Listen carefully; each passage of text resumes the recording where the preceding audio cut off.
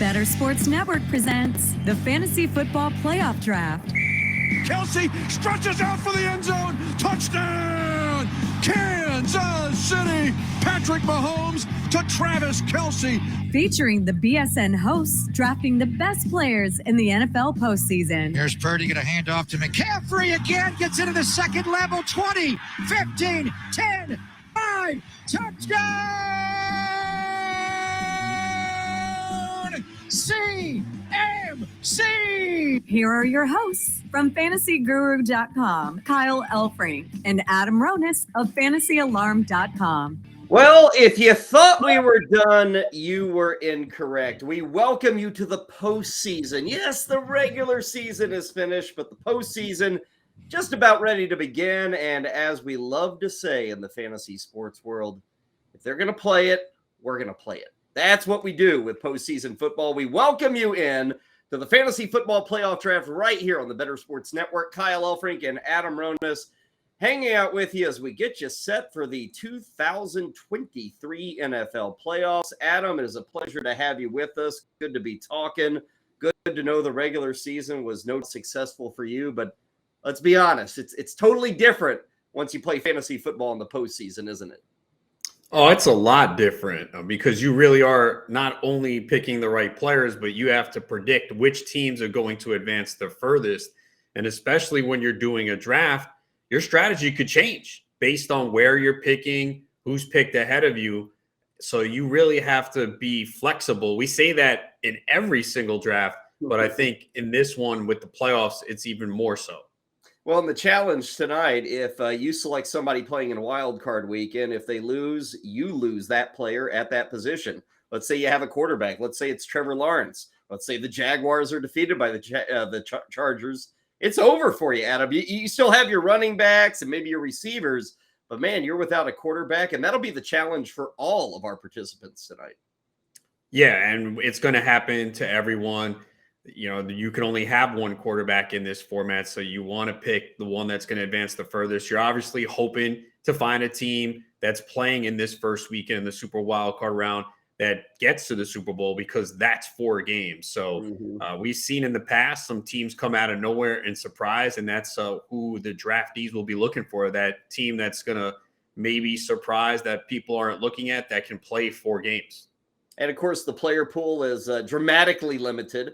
We've got just 14 teams that make the postseason. Only 2 of them have buys. That, of course, being Kansas City and Philadelphia. So they're not going to play this weekend, but everybody else does have that action. And if you look at kind of the Vegas odds as we enter the playoffs, Adam, I mean, in effect, you have maybe 5 teams that are considered good bets or to have a good shot at the Super Bowl. You know, that would be Kansas City, Philadelphia. That would be San Francisco thrown in there.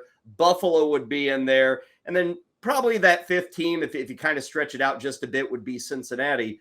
Other than that, the other 9 teams in this playoff field, they're kind of seen as long shots to make it to that Super Bowl.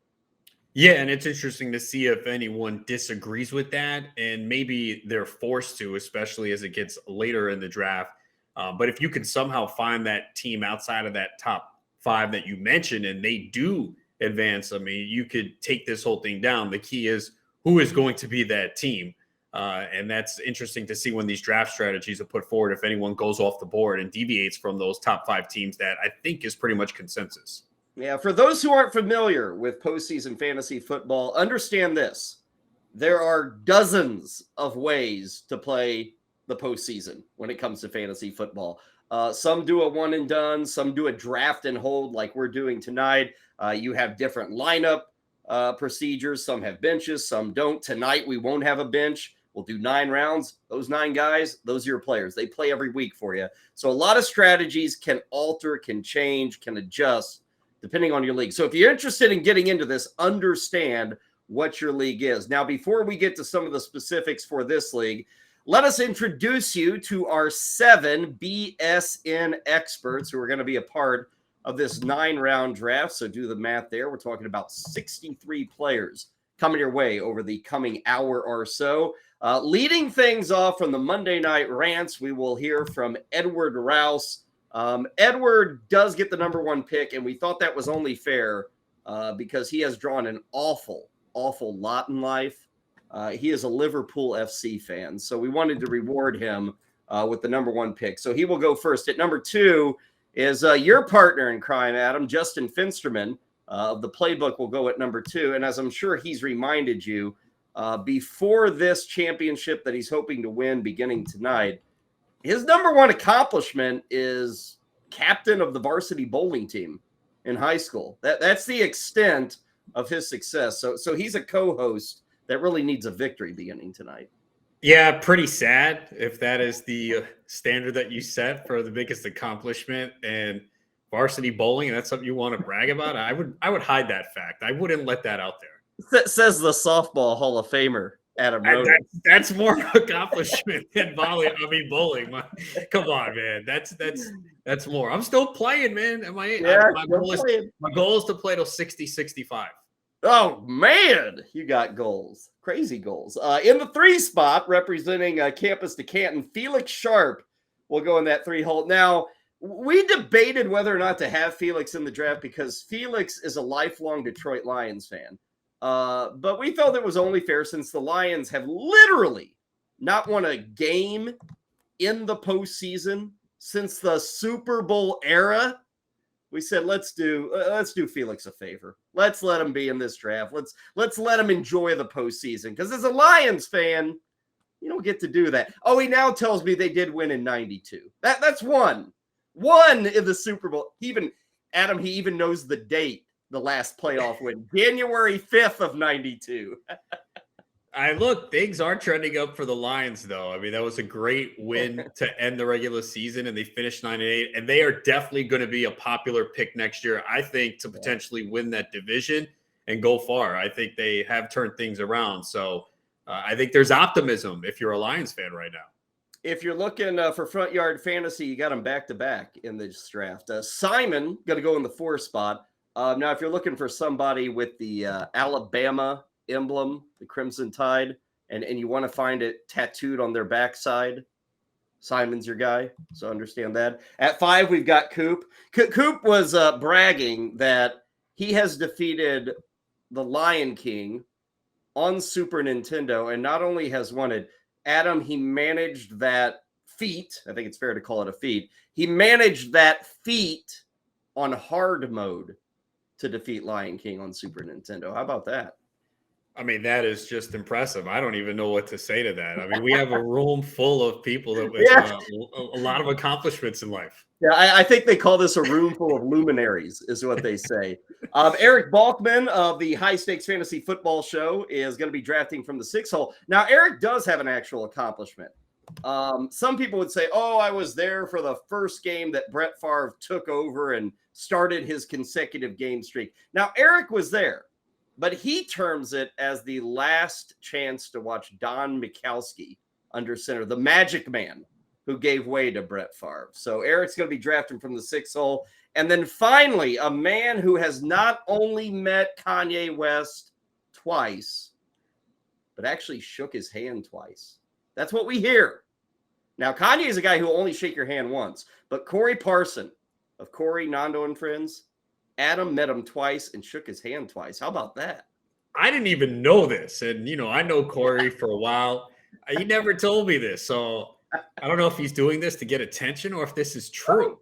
No, I'm told it's true. We've dug deep here at BSN to find all the accomplishments of our 7 experts tonight. So that is like pre-fantasy playoff drafting. Tonight, we'll go post, and we'll see if these guys can come up with some more accomplishments. In terms of how we're playing this, here it is. Every week, you will start 1 QB, 2 running backs, 2 receivers, a tight end, a flex, and yes, a kicker and a defense. So every week, all 7 of these combatants will have 9 people, at least for the first week, in their lineup. Now, again, as you lose, if the Chargers lose, if the Bengals lose, if the Vikings lose, the Giants lose, you lose those players. So it's kind of a survival to get to the finish line, to get to Arizona for that Super Bowl. It is a PPR setup. It is 4 points per touchdown and a point for every 20 yards passing. Now, we do want to remind everybody out there, what we're doing tonight, it's kind of just a fun one between friends, between the experts and personalities here at BSN. But you can be a part of a league that will have Adam Ronis in it, that will have myself in it, that will have Simon, that will have Felix, that will have Edward, Justin, all these guys. Yes, you can be in our very own fantasy football playoff battle. How do you do it? Well, all you got to do is go online. Go to bettorsports.com. You'll see the banner right there at the top. Click it. You can register. You can build. You can play. You can win. We have prizes in this playoff league each and every weekend. So there's a week 1 winner, a week 2 winner, week 3 winner. So different prizes each and every week. I know that for week 1, it's quite a prize. You get $500 in cash. You get an autographed helmet of your choice.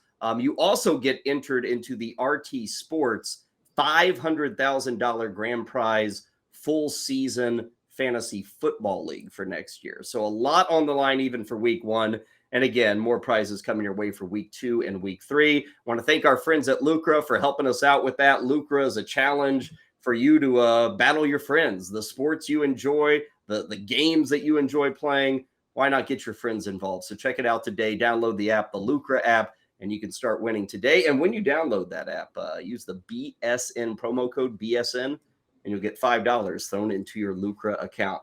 Okay, we have set the scene. We are ready to rock and roll. Again, a lot of strategies at play. Now, this is going to be a 9-round draft. And again, you can only have 1 QB. You can have a max of 3 running backs, a max of 3 receivers. You got that 1 tight end, place kicker, defense. That is how we're playing it tonight. You will see a board being pop up here, and you'll be able to follow this board as Adam and I cover things here on BSN.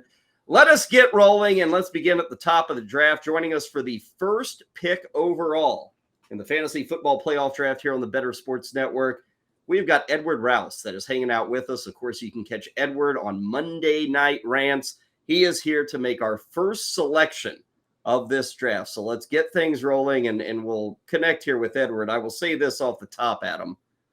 A lot of different ways to go here. This, in in-season fantasy football, you sit there and you say, okay, it's 1 of 2 guys, 1 of 3 guys. Totally different monster what we're going to deal with here and what Edward has to deal with for the pick. For sure. I mean, it all depends on who you think is going to advance to the Super Bowl. So there could be 3-4 different picks. I would, if I had to guess, I would probably narrow it down to like 3 or 4 guys. So I'll have those players in my mind, and we'll see if Edward does indeed pick one of them. But it all comes down to who you think is going to advance to the Super Bowl, and it's going to be different for everyone. Well, let's bring him in. I know he's a Chargers backer, so maybe he's leaning towards the Bolt. Edward Rouse is with us. Edward, give us a quick strategy as you're planning this and hit us with the pick. Well, I actually went through and did a whole Edward. Oh, there you go. Oh, sorry. I did a whole rundown of how I thought the playoffs would go all the way through the Super Bowl, right? So I have my 2 teams who I think are going to go to the Super Bowl. So based on that, I kind of said, okay, and we've talked before, I'm a running back hoarder. So, of course, my pick's going to be a running back here, even though I could pick a quarterback. But, let's go true to myself. So I'm going to go with McCaffrey. For the first pick, I'm going to take Christian McCaffrey because I think the 49ers are going to go to the Super Bowl, and he'll play in the most games and get the most touches out of all the running backs on the board. So McCaffrey is my pick. Is that one of your guys, Adam? Was he one of the 4?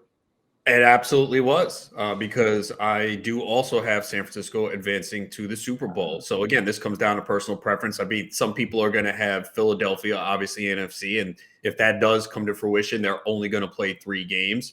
But McCaffrey, obviously, has been the centerpiece of this offense, not only what he does on the ground, but in the passing game. So he would definitely be one of the picks that I would consider number 1 overall. There you go. Christian McCaffrey going number 1 to Edward Rouse. Let's go to our number 2 selection. Justin Finsterman now with us. He has left the captaining of the bowling team, and he is here to make his first pick in the first round of our fantasy football playoff draft. Justin, take it away. What's the strategy? What's the pick? Well, the strategy, first of all, the strategy is to always throw a strike, and someone that's going to be throwing a lot of strikes, running in a lot of strikes, a.k.a. touchdowns. That's going to be Josh Allen. I am thrilled beyond belief that Edward let him slip to me, but that's his strategy. He might win. I might look like the idiot. I think the Bills are winning the Super Bowl, and I'm glad to have the guy that's going to be slinging the rock there, throwing all those strikes and turkeys, baby. Yeah, I like this pick as well because I also do have Buffalo advancing. So for me, it would have come down if I was picking one to Josh Allen or McCaffrey. I probably would have went with the quarterback. I mean, if you're going to get 4 games from Josh Allen, because we know what he can do on the ground as well. So do like this pick here as well. Josh Allen would have been one of the ones I consider as well. Up next is our resident Lions backer. Yes, they exist. They really exist now. Everybody's fired up about the Lions, even Adam Ronis. Felix Sharp is with us. Campus to Canton. Felix, great to have you with us. Strategy you're thinking about, and what's the pick for tonight in the first round? I think my strategy right now is to run up to the podium. 2 people let Patrick Mahomes go. Can't believe that, but it's a war of attrition. I want someone who's healthy and who's scoring. That describes Patrick Mahomes. The 2 gentlemen in front of me, all due respect to them, they messed up. So we ran up to the podium and dropped in the card for Patrick Mahomes. There you go. It's like you have the Texans and the Jets drafting ahead of you. You knew they were going to mess it up, so you raced up there for Mahomes. How about it? You don't get the game this week, Adam Ronis, but you certainly get Pat Mahomes, which isn't a bad way to go. Yeah, definitely not. I mean, again, I don't think it's crazy for him to fall to 3, but it all depends on how far you have Kansas City advancing. And as you mentioned, they're not playing this week. So if they somehow, get to the AFC Championship and lose, you're only getting 2 games out of him, and that's going to be a problem. But if you think they're going to the Super Bowl, then you're getting 3 games. Let's get back-to-back front yard fantasy, shall we? These guys battle it out in the morning. They're going to be battling it out in this draft. We start with Simon. Simon, we got McCaffrey, Allen, and Mahomes off the board. What are you going with? Well, I really wanted to go with Patrick Mahomes here. Was banking on Felix continuing the mistake of errors, letting him slide. But I guess I'm going to have to go a different direction. And I'll take another guy with a bye in the first round. But on the other side, I'm going to take Jalen Hurts, quarterback for the Philadelphia Eagles, with my first round pick here. Adam? Yeah, with Hurts, I mean, at least you saw him come back last week. There wasn't a lot of design runs for him, I think only 5, but you could understand that. They were playing a bunch of backups in the Giants. I think the key is he was able to get through that game healthy, has another bye to rest. And I think the Eagles are starting to get healthy too. I think that's the key. They might have peaked a little too early and then started to go down, but they easily can get out of the NFC. Another guy, though, if they make the Super Bowl, you're getting 3 games out of him. Okay, so Jalen Hurts is the pick at 4-3 of the first 4 selections at the quarterback spot. Let's go to Coop, who is following up Simon. Did you lose out there on some of your picks, I'm guessing, Coop? Oh, we need your microphone if you can hit it there. I got it. There we go. Now we got you loud and clear.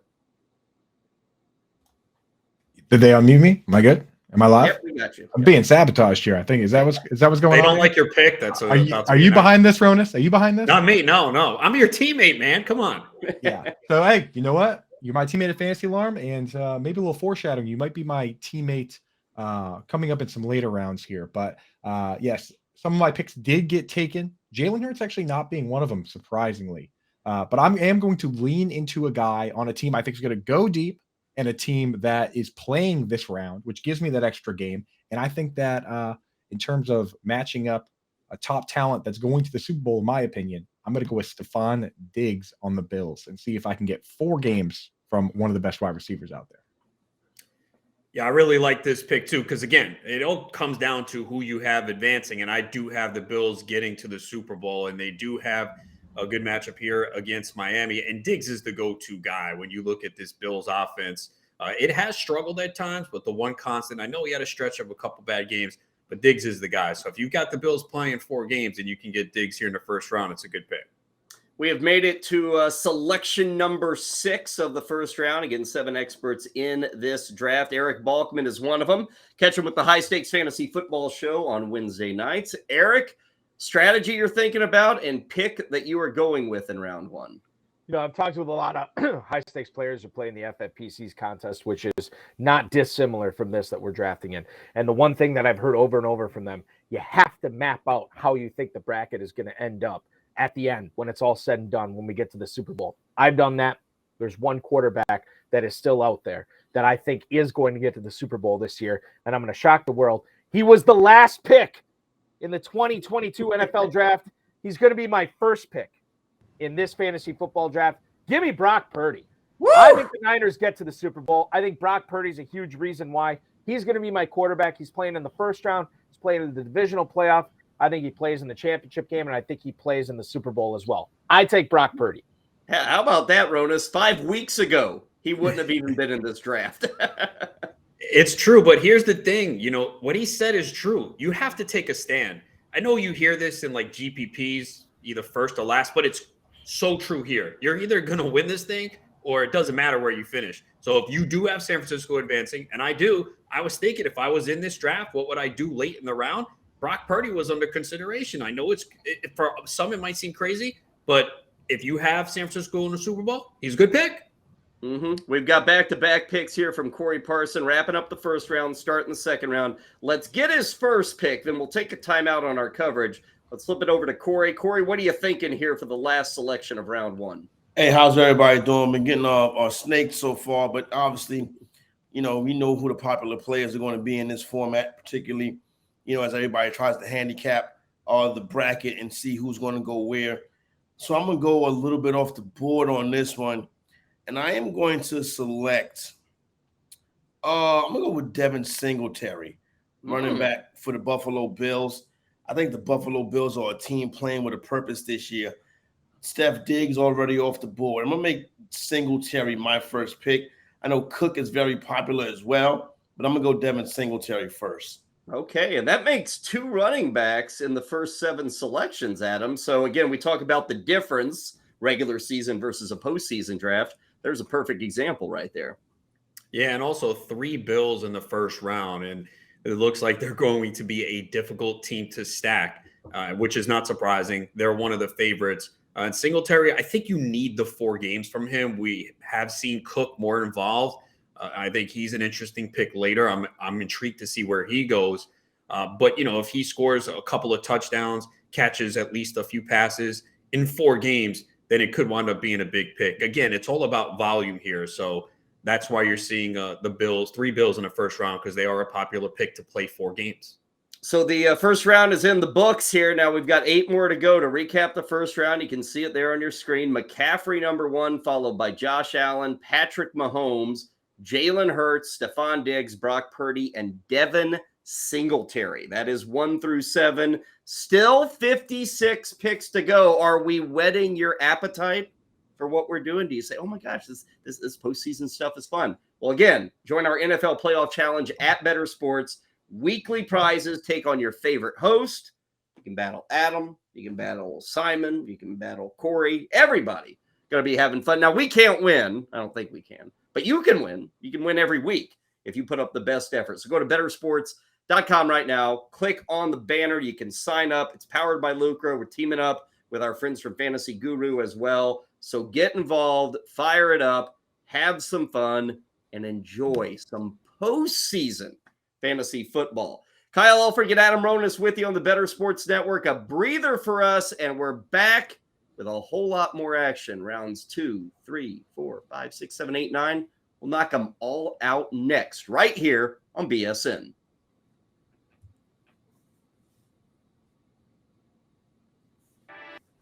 Bettor Sports Network. Collectible moments. Everybody up here at U.S. Cellular.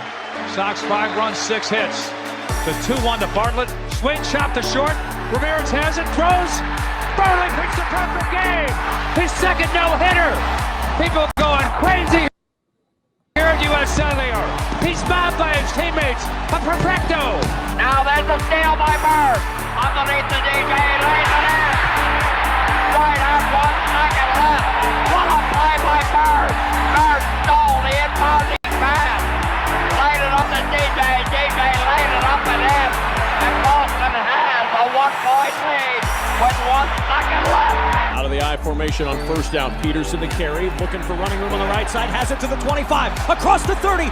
Across the 35 and out of bounds at the 40-yard line. Adrian Peterson has just gone over 2,000 yards for the season. The 7th man in NFL history to cross the 2,000-yard mark. Well, a thundering ovation for number 66, Mario Lemieux. Just the emotion I'm sure Mario is feeling in this place. You don't appreciate something until it's gone, and it's so great to have Mario back. Hugger turns around. Over to Lemieux. Mario Lemieux, his first goal in his comeback here tonight at the Mellon Arena. And the Penguins lead 3-0, and he is smiling like a butcher's dog. Mario Lemieux. Oh, the band is out on the field. He's going to go in the end zone. The Bears have scored, but the Bands are out on the field. Pearson moves in front of the STP Dodge. Petty comes back to the inside. They almost touch as they move down low in the banking. They're going to be side by side as they exit the bank and head for the finish line. Richard Petty goes back in front. They both spin. They're in the wall. Petty is sliding, slamming into the wall. He's coming down toward the finish line. Will he make it? Pearson is still running. The winner is car number 21. An amazing finish. Richard Petty's car demolished in the front end, as well as car number 21. An unbelievable finish, a terrible crash. David Pearson has won the Daytona 500. Leitner catches, comes down, dribbles, shoots, scores!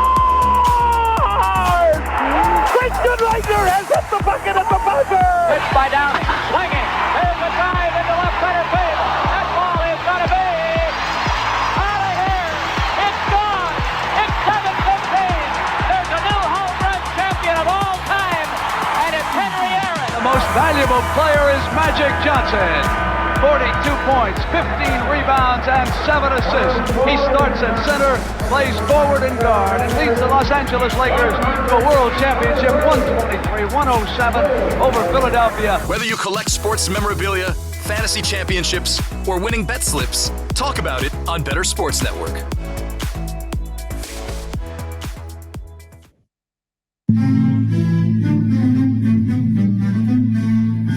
Fantasy football continues with the NFL Postseason. This is the Fantasy Football Playoff Draft on Bettor Sports Network. Now back to Kyle Elfrink and Adam Ronis.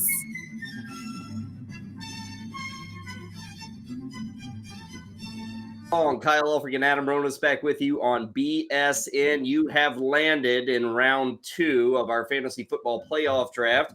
We've got 7 of our finest analysts and experts a part of this draft.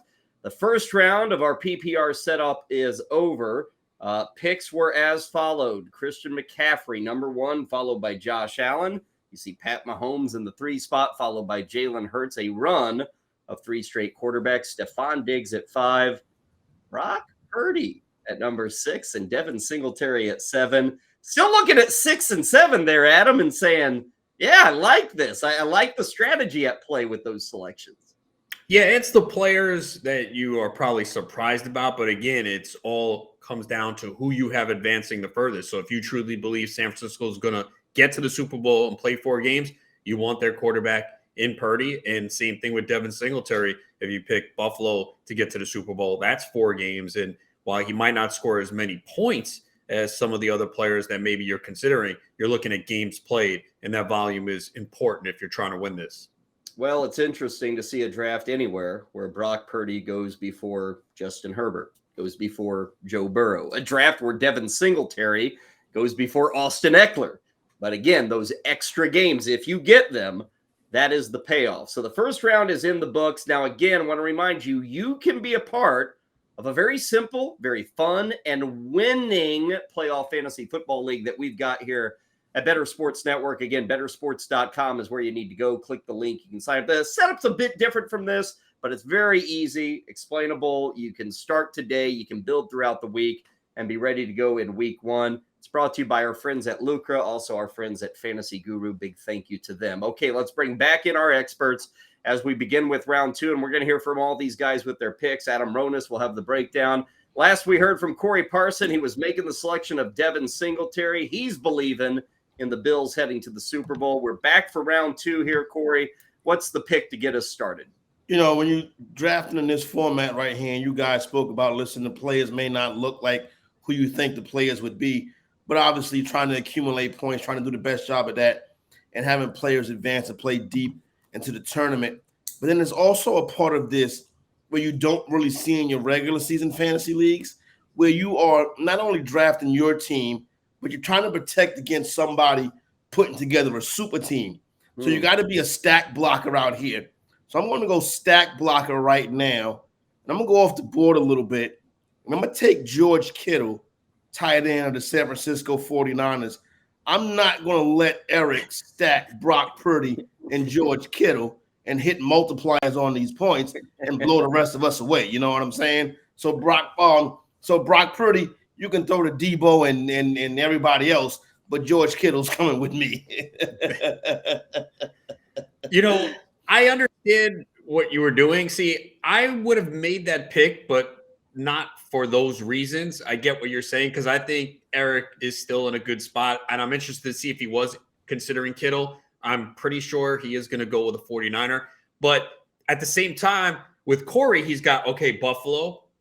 He thinks there's going to go Devin Singletary 4 games. I would hope that he believes that San Francisco is also going to play 4 games because now you got the NFC side of it with Kittle, and Kittle has really emerged with Purdy at quarterback. Now, Deebo Samuel was out for a portion of the time, and he just came back last week. But finally, Kittle is finding the end zone because I think Kittle, you can make a case he's better than Travis Kelce. It's just he never is deployed like that. So I understand his strategy of it too, but I hope he really believes that San Francisco playing 4 games because then I like it too. Well, and the other part of it, you block a guy, you maybe get the 4 games. You did pass on Travis Kelce with that pick, which is a possibility here too. Let's go to Eric Balkman. Eric, what's the pick? Did you lose out on Kittle? Do you have to readjust quickly? I wouldn't say I lost out on him, but I would say that I was considering him for sure. I think Kelce is interesting here because I do believe that the Chiefs do get to the Super Bowl. And listen, I'm from the FFPC. We give more tight ends love than their wives even do, right? So I probably should have been considering Kittle and obviously Kelce here. I'm going to pivot a little bit. And I'm going to go with a guy that I think plays 3 games, yet he doesn't get one in the first round. It's a guy who's come on late in the season. I think he's integral to what the Chiefs do. And I'm going to go with Jerick McKinnon here, the running back out of Kansas City. I'm projecting a Kansas City, San Francisco Super Bowl. I can't get McCaffrey. I can't get Mahomes. I'm going to get the quarterback from San Francisco. I'm going to get the running back from Kansas City. Give me Jerick McKinnon here, guys. Yeah, I think, again, as Kyle alluded to with Purdy before, if we would have said, hey, this is how a team's going to start a draft like 6 weeks ago, everyone would have said we're crazy. But that's how things go. And it's now 6 straight games with a receiving touchdown for McKinnon, 2 with multiple. So the volume isn't there. We are relying on touchdowns. But when you look at this Kansas City offense, he's an integral piece, and he's out there in the red zone a lot. So I understand why he made this pick, although some people might be like McKinnon there. But if you have the Chiefs going to the Super Bowl, it makes sense. Up next is Coop, 3rd pick of round 2. He started with Stephon Diggs. How you rolling here in round number 2, Coop? Dude, so I had Kittle teed up there, man. I love his matchup against the Seahawks this week. No matter who he plays next week, it's not a bad matchup. So that kind of hurts. I'm going to employ a little game theory here. I looked at the rules, and it says you can only draft 1 quarterback. You can't even draft a backup one if you wanted to. Going back that way, it's quarterback, my buddy Ed, and then it comes back. So I'm going to let Ed pick who he wants at quarterback. I'll pick from whoever's left over. That means I have to take somebody from the rest of these guys. I know I'd be kind of betting against myself if I take a Bengal. So I'm going to go and take another wide receiver from a deep pool, A.J. Brown. Try and get guys from both sides. So I see Simon there. He loves the pick. So, yeah, really excited. Yeah, Simon, who has Hurts, Adam was maybe hoping he could tag team a Brown-Hurts combo. Yeah, I mean, that's what I would do. That's why with Eric, I thought he actually might go a 49ers receiver. If you're all in on Purdy, I would try and pair it. And I'm sure that's what Simon was going to do. And Coop did a very smart thing. You always say this, know the rules and employ that strategy. And I'm sure he felt, okay, there's 2 quarterbacks I like. If one goes, I'll just settle for the other one. And then he goes opposite. He has an AFC wide receiver in Diggs and now an NFC. Yeah. So he's hoping for a Bills-Eagles Super Bowl there. Well, you reference it's a smart thing. I don't know if it's ever a smart thing to kick your co-host in the shins, but that's what happened here. So no, that's Simon okay. Is here, and again, he had to call the audible, I guess, when A.J. Brown went off the board. What do you think of your morning teammate there, Simon? I'm a little upset. I'll take it out on him tomorrow when I'm running the game, and he's the contestant. He's not winning anything tomorrow morning, but I wanted the stack. I know they both have a first-round bye, but I'll take 2 players that I project as playing 3 full games because most of the players in these playoffs will not play even that amount. But what I am going to do is I'm going to take a wide receiver that I think will play in 4 games and blew up in the postseason last year. It's a bit of a pick that I'm hoping we get some of that playoff magic that he captured last year, but Gabriel Davis is my pick in the second round here, Buffalo Bills wide receiver. You think to yourself, Adam, if Gabriel Davis just has one game like he had at Kansas City last year, that pick is a hell of a good pick there. I know I've been pretty complimentary so far. I hate this pick. Oh, I mean, for real, like you have Jalen Hurts. Like, why don't you take Devontae Smith? Right? If you were going to take AJ Brown, why aren't you taking Devontae Smith? I don't get it. I mean, I understand 3 games for both, but if you truly believe the Eagles are going to the Super Bowl, take a stand. What's the AJ Brown's better, but Devontae Smith's been a big player. So, I look, if you think the Bills are going to play 4 games, fine. But we've seen Gabriel Davis just really disappoint and make some just not get it done. So, I don't like the strategy there. If a guy were to have 200 yards receiving in this postseason, that could be your best bet. Who knows? But how that's true. He did do it last year. If he gets one of those games, then he'll be happy. He'll be like, see, I told you. Yep. Let's go to Felix Sharp. He is next. A lot of options still on the board, including a certain Chief here. Felix, what are you thinking? I was just going to say, Adam, I was thinking about the stack, but that's a risk tolerance issue. I don't know if I should put all of my eggs in that one basket or diversify. I thought that Simon was going to go with the player that I'm going to take now. I am going to diversify my portfolio a little bit, and I'm going to go with Deebo Samuel, who should be healthy now. You want to get a young quarterback, Mr. Irrelevant, going, put Deebo Samuel in the backfield, let him run bubble screens. He should be back in action. I'm taking Deebo here. Felix was gifted, and he let it go. This is not the draft to diversify. You have to go all in. That's how it works. Again, I've seen the teams that have success. You make a stand. So he already said, okay, I have Patrick Mahomes going to Super Bowl. How do you not take Travis Kelce here? I think it's a mistake. So we've seen 2 people in this round diversify 2 picks in a row. I wouldn't have done it. Now here's the issue. Our next selector is Justin Finsterman. He has Josh Allen. He can't go Stephon Diggs. He can't go Gabriel Davis. He can't go Devin Singletary. Justin, you can go Dawson Knox if you'd like to go with him in this spot. What are you doing with that second pick? Man, this puts me in a very tough spot because there's Cole someone Beasley is available too, by the way. What's that? Cole Beasley is available. Oh, yeah. Thank you. Thank you very much. I will respectfully. I'm just trying to help you. I know you are. But instead, you know what, Roan, you were talking about, you're actually pretty good at this, and you made some sense with what you were saying before. I mean, you have to go with players naturally who you think are going to make the Super Bowl. On the other side, for me, that's the Philadelphia Eagles. And with that, I'm going to go with Devontae Smith for my wide receiver for this one here. Yeah, I mean, if you have a Bills-Eagles Super Bowl, this makes sense. Again, I thought Smith should have went with Jalen Hurts. I think you do need to stack here. You got to make a stand. Don't diversify. Don't hedge. Those teams usually do not win these contests. Yet to see a Cincinnati Bengal off the board. Haven't seen a single one. Let's go to Edward Rouse. He started with Christian McCaffrey. That got things rolling in this fantasy football playoff draft. Edward, we bring you back for a couple of picks. Let's get your first. Where are you going?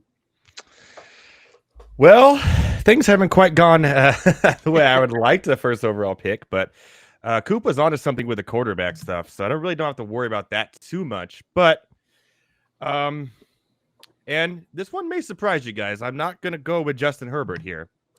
I'm going to go with Burrow. I'm going to take Joe Burrow right here with this pick. So there's your Cincinnati Bengal off the board right there. Just to get a quarterback I think is guaranteed at least 2 games at this point, right? The Ravens I'm not too afraid of. The spread is a little close in the Chargers-Jaguars game, so Burrow it is. Yeah, I'm a little surprised that the Bengals lasted this long. I mean, I think there's some people out there that feel that they can make a run and get to the Super Bowl once again. And if you're going to wait, a team where you could possibly stack now is the Bengals. Again, we mentioned 5 teams that potentially could get the Super Bowl. The Bengals were one of them. They're obviously going to have a tough spot in the second round if we think that they're going to play the Bills in Buffalo, but there's no reason why they can't win that game. So Burrow is a quarterback that's capable of taking his team to the Super Bowl once again.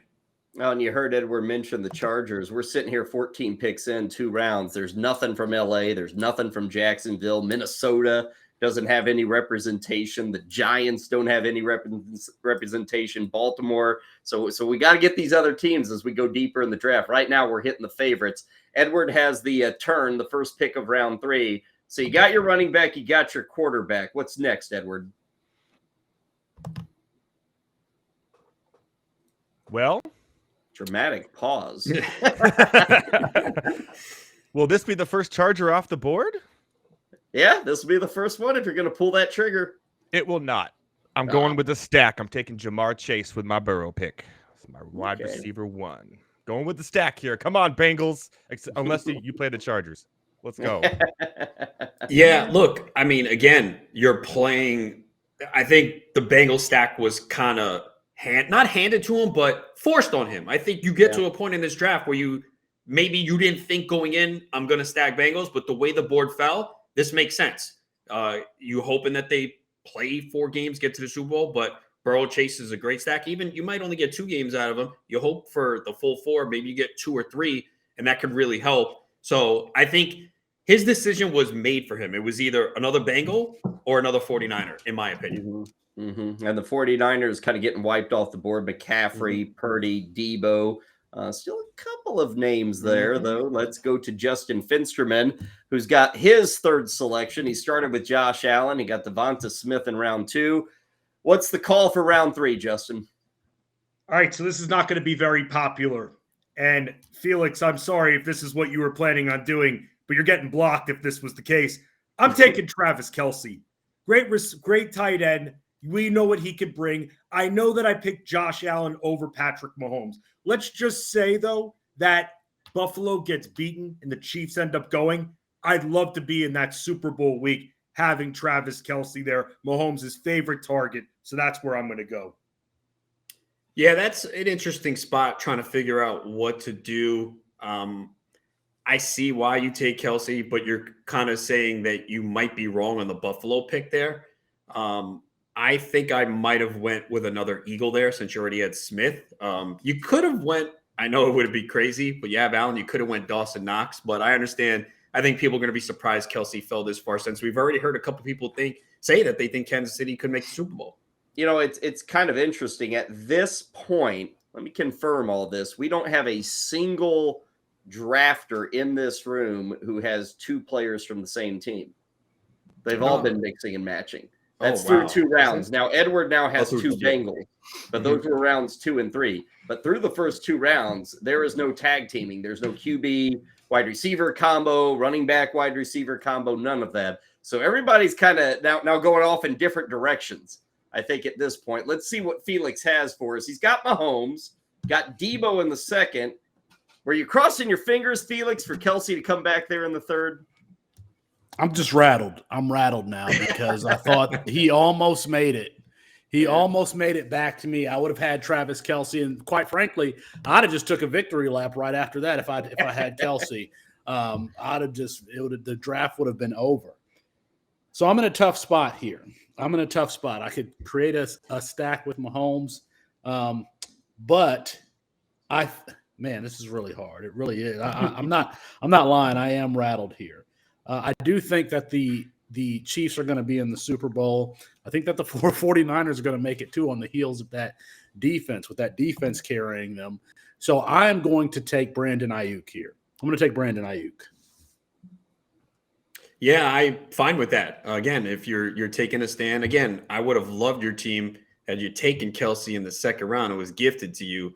It would have been a little bit better. So you lost out there, and almost Kelce made it back. But yeah, I think if you're going to take Debo, pair him with Ayuk, I know people might be like, well, they kind of hurt each other. But if you think they're going to play 4 games, you're taking the volume there. And there's room for both to be productive in this offense. Well, if you say, can I get an average of 140 total yards and a touchdown every week from those 2 and get 4 games of that, you'll take that score in round 2 and round 3. Let's go to round 3 for Simon. He is up with a selection here in the 3rd round. Hurts in the 1st. Gabe Davis, a bit of a surprise in the 2nd. What are we looking at in the 3rd here, Simon? Got a little tilted last round after AJ Brown got taken. Went out on a limb, took a guy that could blow up. But I do have these two teams in the Super Bowl. I've got the Bills playing against the Eagles in the Super Bowl. So I'm going to take another Eagle here, another pass catcher for Jalen Hurts, and I'm going to take Dallas Goedert, tight end, as my selection here in the 3rd round.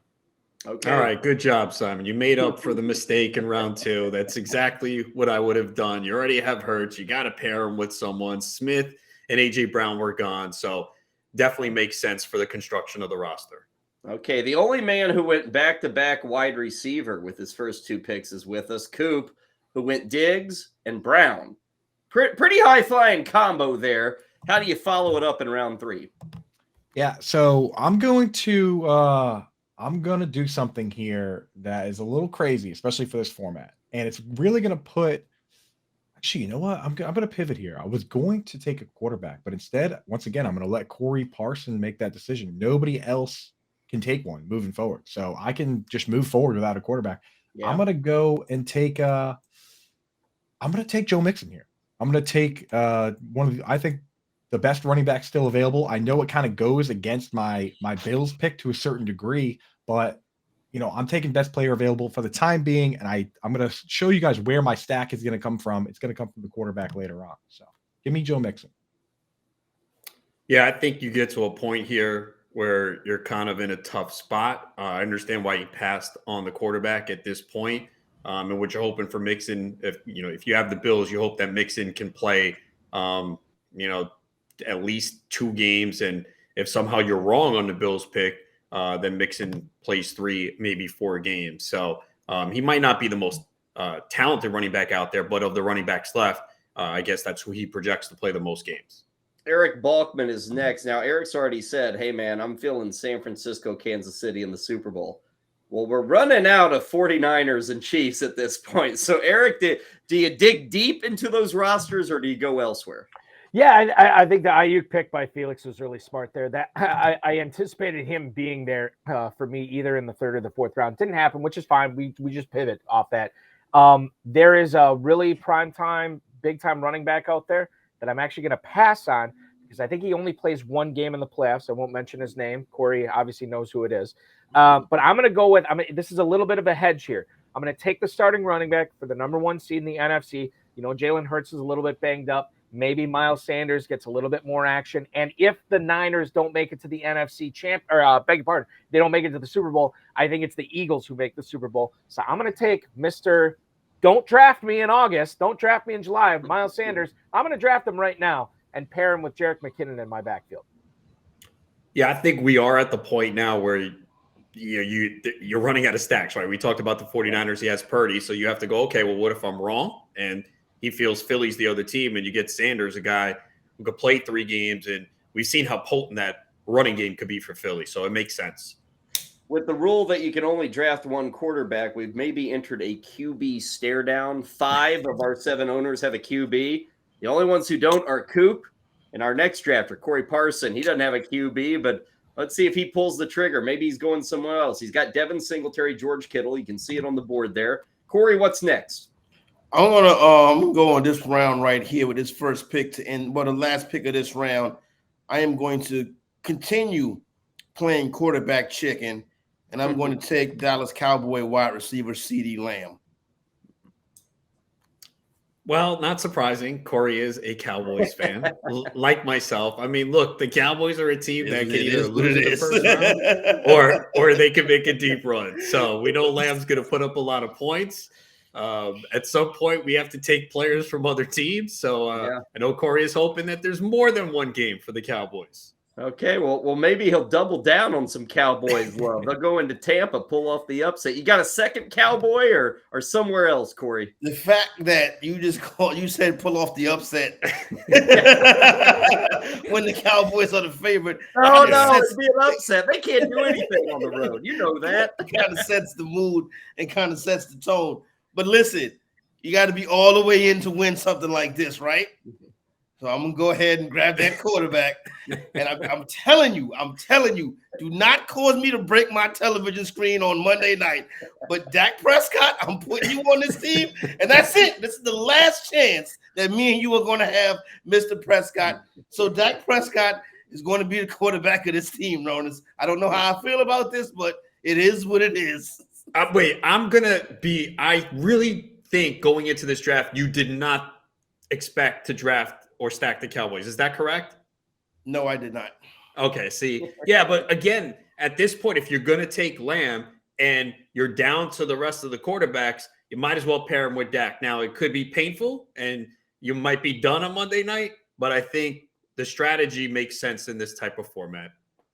Making it into round 4, Dak Prescott, the first selection, little Cowboy combo. First 2 Cowboys to go off in the draft. Let's go to Eric Balkman. He's got Purdy, McKinnon, Miles Sanders. Still looking for a receiver here. And again, he's got 2 running backs. He can only draft 1 more max at that position.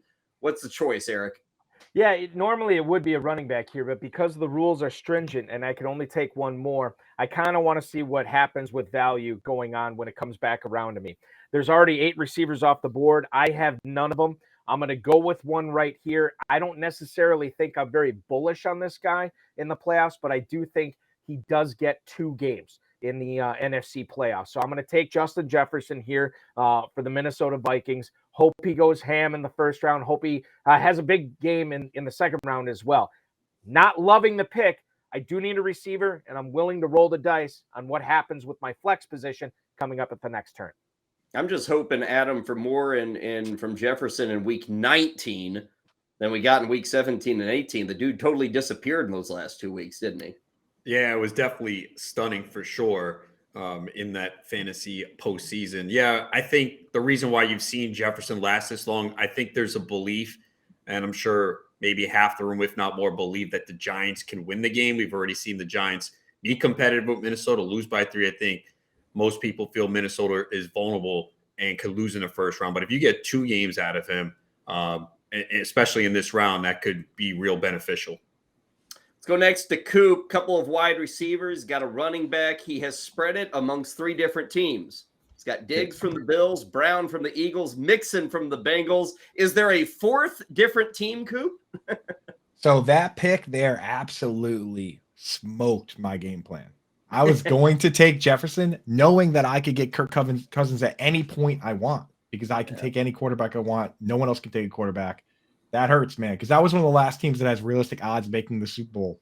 So I guess I'm going to reveal the direction I'm going to go in right now, which doesn't feel great. But I'll tell you who my quarterback's going to be right now when I take Keenan Allen. Okay, so the move to the Charger receiver, and it does kind of dictate where he's going to go with his quarterback, Adam. And they have, I guess you'd call it a toss-up coming up this weekend against Jacksonville between LA and Jacksonville in that first round game. Yeah, I think if there's any team that could be a dark horse, it's them. And the reason is if they win this week and it plays out as expected, I think this is the last team Kansas City wants to see. It's a divisional opponent that has played them very well the last few years, played them down to the wire twice this year. Yes, they make mistakes, and you always worry about Staley making a bad decision. But if they could somehow win this week, I think they are live to beat Kansas City. So, and you have to come up with a team that can do that at this point. Yeah. I think the Chargers are that team. Simon joins us next. Started with Jalen Hurts way back in round 1. Gabriel Davis, kind of a surprise in round 2. Came back with an Eagle in round 3 with Dallas Goedert. Don't know if there are many Eagle options left, so let's see what Simon has. Simon, what's the pick in round 4? There are not many Eagle options left, and not many options that I'm staring down over there on the Bills side either. So it's time to – this is where it gets weird. This is where you have to get a little creative. You start looking at teams that you think are going to play at least 2 games. That's the threshold that you're looking for here. I can only draft – oh, I guess the board's wide open for me. I forgot Dallas Goedert was a tight end for a second. I got everything sitting in front of me now. And when I look at these wide receivers, there's so many big names on teams that I don't think are going to win in week 1. So where do I want to go here? Where do I want to go? I think where I roll with this pick, I'm going to take some insurance on the Bills side of that bracket over there. And I'm going to take a wide receiver on the Cincinnati Bengals, who is the 1B to Jamar Chase's 1A with Joe Burrow. And I'm going to take T. Higgins here as my second wide receiver. Yeah, I mean, look, the Bengals are a team that can get to the Super Bowl. And Higgins is a huge piece of their offense. I know he had a bad game to end the season, but who knows what was going through his mind after everything that occurred in that Bengals-Bills game. But Higgins is one of the more talented receivers left. And if you look, Bengals can play anywhere from 2 to 4 games. Let's go next to a man without a running back. And he is the only one on the board without a running back. Felix Sharp is back with us from Campus to Canton. Are you thinking running back here yet, Felix? Kyle, I'm the college guy. I don't know. I don't belong in this room with you guys. I mean, Ronas has already toasted all of my picks. I didn't get Kelsey with the stack. I have a built-in excuse. Robinson. You can't go with Bijan Robinson. Right. I can't. Can I take CJ Stroud here? Is that available? I don't know who these guys are. I'm just looking it up as I go along here. You know what? I'm going to keep this going here. I think that the Chiefs are going to be in the Super Bowl. There's a Chief out there who can score points. I'm going to take Juju Smith-Schuster here. Okay. Yeah, look, I think this makes sense. So, Felix, you were doing well. I like the Ayuk pick. I like the Mahomes. I just thought you should have won Kelsey around 2. I'd be loving your team. But yeah, I mean, again, if you have Mahomes, you want to pair him with someone. I thought there was another player out there, but I'm fine with it. I mean, I know Juju has been underwhelming at times, but you made your claim thinking the Chiefs are going to the Super Bowl, and with Mahomes, yeah, Juju makes sense there. Got some studs on this next team. Josh Allen in round 1, Devonta Smith in round 2, Travis Kelce in round 3. Justin Finsterman, what's up the sleeve for round 4? Another tight end, guys. Doubling up on tight ends here. Dawson Knox is joining my team now. He's scored about the last 4 weeks. He just had a nice game against Miami here. I want some investment with the Josh Allen pick, so that's going to take up my flex spot right there with Dawson Knox. Yeah, Justin actually made a decent strategy pick here. Certainly surprising. We have seen Knox hang around smart guys on BSN or something, right? Knox has scored a touchdown in 4 straight games. So he's been coming on in this offense a little bit. The targets are up, and you already got Josh Allen, and you weren't really able to get another Bill, which is not surprising since a lot of others are on the Bills as well. So it made sense. I mean, I don't really want to have a flex as a tight end, but again, you have to have a different strategy in this playoff format. Yeah, and so now he has the Allen to Knox hookup. He gets the Kelce points, Devonta Smith as well. Edward Rouse is next. Monday Night Rants. He's got McCaffrey, Joe Burrow, Jamar Chase. Now he could think about another Bengal receiver here. Let's see what the option is. Edward, what are you thinking for the end of our 4th round? Well, it's going through the bracket here and seeing, who can play the Bengals in the AFC. And the Chargers can't play them until the championship game. So I could get 2 games from the Chargers and the Bengals. And I think the Chargers can beat the Chiefs. I'm going with Eckler as my second running back. Ooh, look at that. Austin Eckler, Adam, probably the number 1 fantasy asset in the regular season, certainly in a PPR setup. He lasts until, it's the 28th pick in a playoff draft. Yeah, again, it's because people are not projecting the Chargers to go far. There's a lot of people. I think people are split on the Jacksonville Chargers game. So I'm sure a lot of people felt they're not going to win, and you really don't want to take a player with 1 game that early in a format like this. But we're getting to the point where you have to take a shot here. And if you get 2 games out of Eckler, you're going to get great production with the way they utilize him, especially in the passing game. And if they somehow pull that upset off, if they do face the Chiefs, you're in good shape. 4 rounds down, 5 more to go. We are collecting some of the best and brightest here from the Bettor Sports Network and having a little bit of a playoff draft. Now, this is a draft and hold setup. If you'd like to be a part of a playoff league, if you'd like to face off against some of these experts and many, many others at BSN, by all means, head over to bettorsports.com right now. Get registered and signed up for our NFL Playoff Challenge. It's brought to you by Lucra and FantasyGuru.com. We've got winners every week. We've got different prizes every week. It's not, hey, you just win at the end of the Super Bowl if you survive. Every week you can win. So get there now, registered. You can build your lineup all the way up until Saturday when those games kick off in the first week of the wild card round. Again, bettorsports.com is the place to go. And again, a big thank you to our friends at Lucra. You can download that app right now. Challenge your friends in the games you play and in the sports you love with Lucra. And make certain to use that promo code BSN. When you do that, you download the app, you register, you sign up. Promo code BSN, $5 free right into your account. Okay, Edward Rouse, I gave you a bit of an advantage. I gave you like a 1 minute opportunity to go through the rest of the board. The other guys don't get this, but I gave it to you. What do you got to get us rolling in round 5?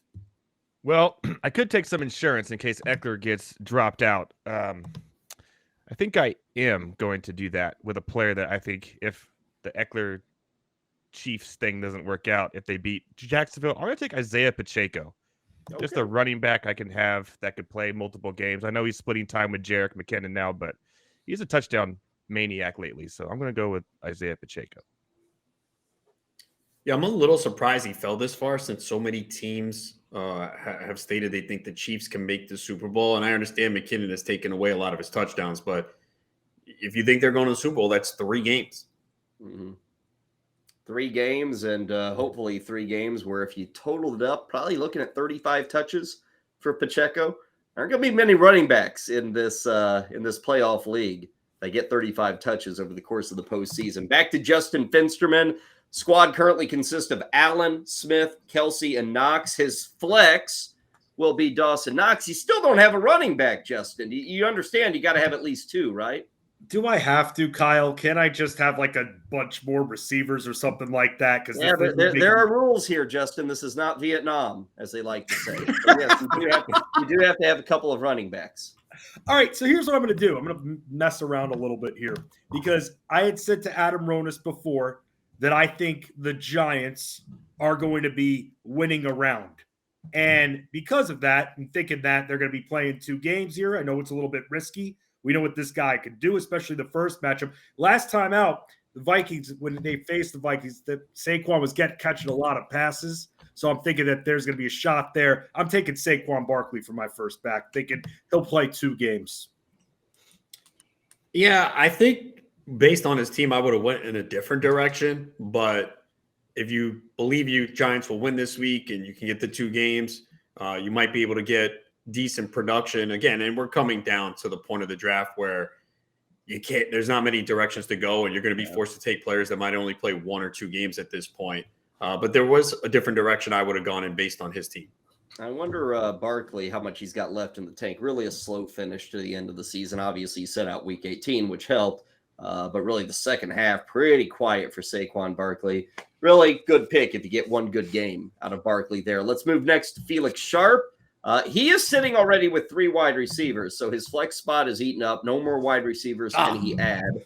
He's got 1 QB. You got 1 QB. You can't add any more QBs, but you can add all of the running backs or tight ends that you'd like, or at least 2 running backs and a tight end. What's the choice? Running backs or tight ends. I do want to say this about Isaiah Pacheco. I think that butts get tight in the playoffs. And you're talking about a rookie running back there. So he was a consideration here. He was a consideration in earlier rounds. But we've seen Jerick McKinnon come on late in the season, especially in the red zone. So I wasn't going to go there. I was going to wait for Pacheco. I'm going to piss some people off with this one here. Maybe not. But again, I don't know what I'm doing. I have no idea what I'm doing. I'm a college guy. I'm going to go with the San Francisco 49ers DST, which is probably the best unit here in the playoffs. And again, I think that they're going to make it to the Super Bowl. I got a whole bunch of 49ers on my team. Might as well stack them with the DST here. You may be just a college guy, Felix, but Adam, I kind of dig the pick at this point. You get perhaps 4 games from a defense. You get an average of 8 to 10 points a week. That's a hell of a pick here in round 5, isn't it? Yeah, I think, if we were doing a season-long draft, obviously it would be crazy, halfway through, but this is a different format, and if you do believe the 49ers are going to the Super Bowl, it is 4 games. So I don't know if I would have done it at this point, but I really can't argue with it too much. I think logically, again, you have Deebo Samuel, Brandon Ayuk, 49ers defense. Again, take a stand and go for it. Yep. Again, you got to have 1 defense. You got to have a kicker. Got to have at least a tight end, 2 receivers, 2 running backs, and a QB. There is a flex. So those roster limits do manage to keep you from going all running backs or all wide receivers. Heck, you can't even have a backup quarterback in this league. And it's a good point, because you're looking at the running backs left. A lot of them are going to play one game, maybe two, and the tight ends, several teams already have tight ends, so you could wait and get one. So when you take that into account, it makes even more sense. Currently, there is no love for the Bucs, for the Jags, for the Ravens, for the Dolphins. Simon, you got any love for those teams with your 5th pick? I got some love for him, but not with that 5th pick. It's not where I'm going here. With Felix having no running backs, I thought for sure he was going to snipe one for me here, but maybe he doesn't think they're going to win that first round game. But I think the Minnesota Vikings are going to beat the New York Giants in week 1, and their running back Dalvin Cook is going to get added to my squad. And then the other benefit here is that I got them playing the 49ers in round 2, and I don't have a single 49er on my squad. Ooh. So if they take down the 49ers in that divisional round, it doesn't mess up my Eagles stack here over there on the NFC side. Could potentially get 3 games out of one of the best running backs in the league. Yeah, I think at this point you need a running back, and he's probably the best one on the board, especially if you do think that they win in round 1. Hard to see them winning the second round, but we've seen some crazy upsets this year. Well, and if it were to happen in the second round, all the guys around Simon really plummet. Yes. He moves right up with that Dalvin Cook pick. So that could be a make or break game in week 2 if it were to happen in these playoffs. Let's go next to Coop. He's got Diggs, Brown, Mixon, Allen. Can't get any more receivers. He's still looking for that QB, but again, he doesn't have to take him here. Heck, Coop, you can wait until round 9 to take your QB if you'd like. And that's exactly what I'm doing, buddy. And Simon just made my pick for me, because as this draft is fleshed out, I figured out that I need to pick a kind of a dark horse NFC team. I'm loaded up on AFC guys, good players over there. So what I'm going to do here is I'm going to go ahead and take TJ Hawkinson as my tight end. And then with my last round pick, whatever that happens to be, I will take Kirk Cousins as my quarterback. I'm going Vikings. I'm stacking Vikings, hoping that they're the only team on 538 that has odds better than 2% to make it to the Super Bowl. So that's my last chance. I'm going in on it. I don't know, Adam, if I've ever heard a guy make a pick in the 5th round and then also predict what he's doing in the last round of the draft at the same time. Yeah, easy to do here. Everyone else has the quarterback, so it makes sense. You just wait till the final round. Again, know your league rules, something I say all the time, and you'll be amazed how many people don't, because every format, there's a multitude of formats to play, especially in the fantasy football playoffs, so you got to know the rules, and Coop does. Let's go over to Eric Balkman. He's got a collection of Brock Purdy. Yeah, Purdy in the first round. He's buying the Niners into the Super Bowl. So he got that quarterback early. Jerick McKinnon, Miles Sanders, Justin Jefferson. What's the 5th pick looking like, Eric? Again, I want to keep my options open at running back. So I'm going to skip running back here. I think Hawkinson would have been a solid pick for me. Tight end's been kind of a dumpster fire all year, so I'm okay with that. Just waiting on that a little bit longer. We'll see what happens there. So and I have no receivers yet, guys. I have no allegiance right now, the way my team is shaped up for that Cowboys Buccaneers game. So I'm going to plant a flag here, and I'm going to take Mike Evans. I know he went absolutely crazy in week 17. I'm hoping that he does it for 1 game. Maybe he gets 2. I know Corey Parsons is going to have something to say about that with his next 2 picks. Maybe he gets 2, but it may only be 1 for Mike Evans. I'm willing to roll the dice here because he got to start doing it at some point. Mike Evans, my wide receiver 1 here in this draft. He gets a great matchup. The Cowboys secondary is a major problem right now. They have a lot of injuries, and we've seen them give up some big plays. So if you could somehow get 2 games, it's a good pick in this round. And I just realized I have Justin Jefferson already. So now it's even a better pick, guys. I love Mike Evans as my wide receiver. I was a little shaky, wide receiver 1 right, but wide receiver 2, sign me up, Mike Evans. Okay, Eric will still be able to go in whatever direction he'd like, barring the QB. He's already got the QB, but the other positions he can go wherever he'd like, and that includes Corey Parson. Corey's got a running back, a tight end, a wide receiver, QB. So outside of QB, Corey, you can go absolutely anywhere with this pick. What's the choice? Now, the first pick on this turn right here, I'm going to grab I believe will be 2nd running back, and I'm going to go right back to the same team I got my first running back from.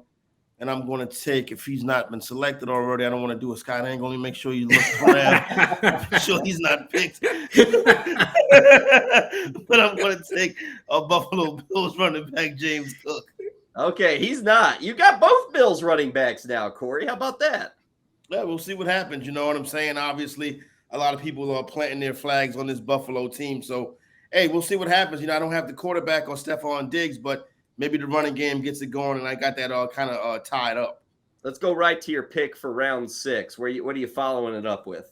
This is an interesting one right here. It's two different players that I'm looking at right now. Two players I do think will get out the first round, and then we'll see what happens after that. I'm going to go. Am I maxed out? You can go another running back if you'd like. That would be your flex play. Flex that route. Yeah. All right, so good. So my flex is going to be Tony Pollard, running back, Dallas Cowboys. Yeah, again, if you're going to go Dak and Lamb, you might as well go all in at this point. And that's how you have to do it. And you could be done after this weekend, and that's it. You know, you move on.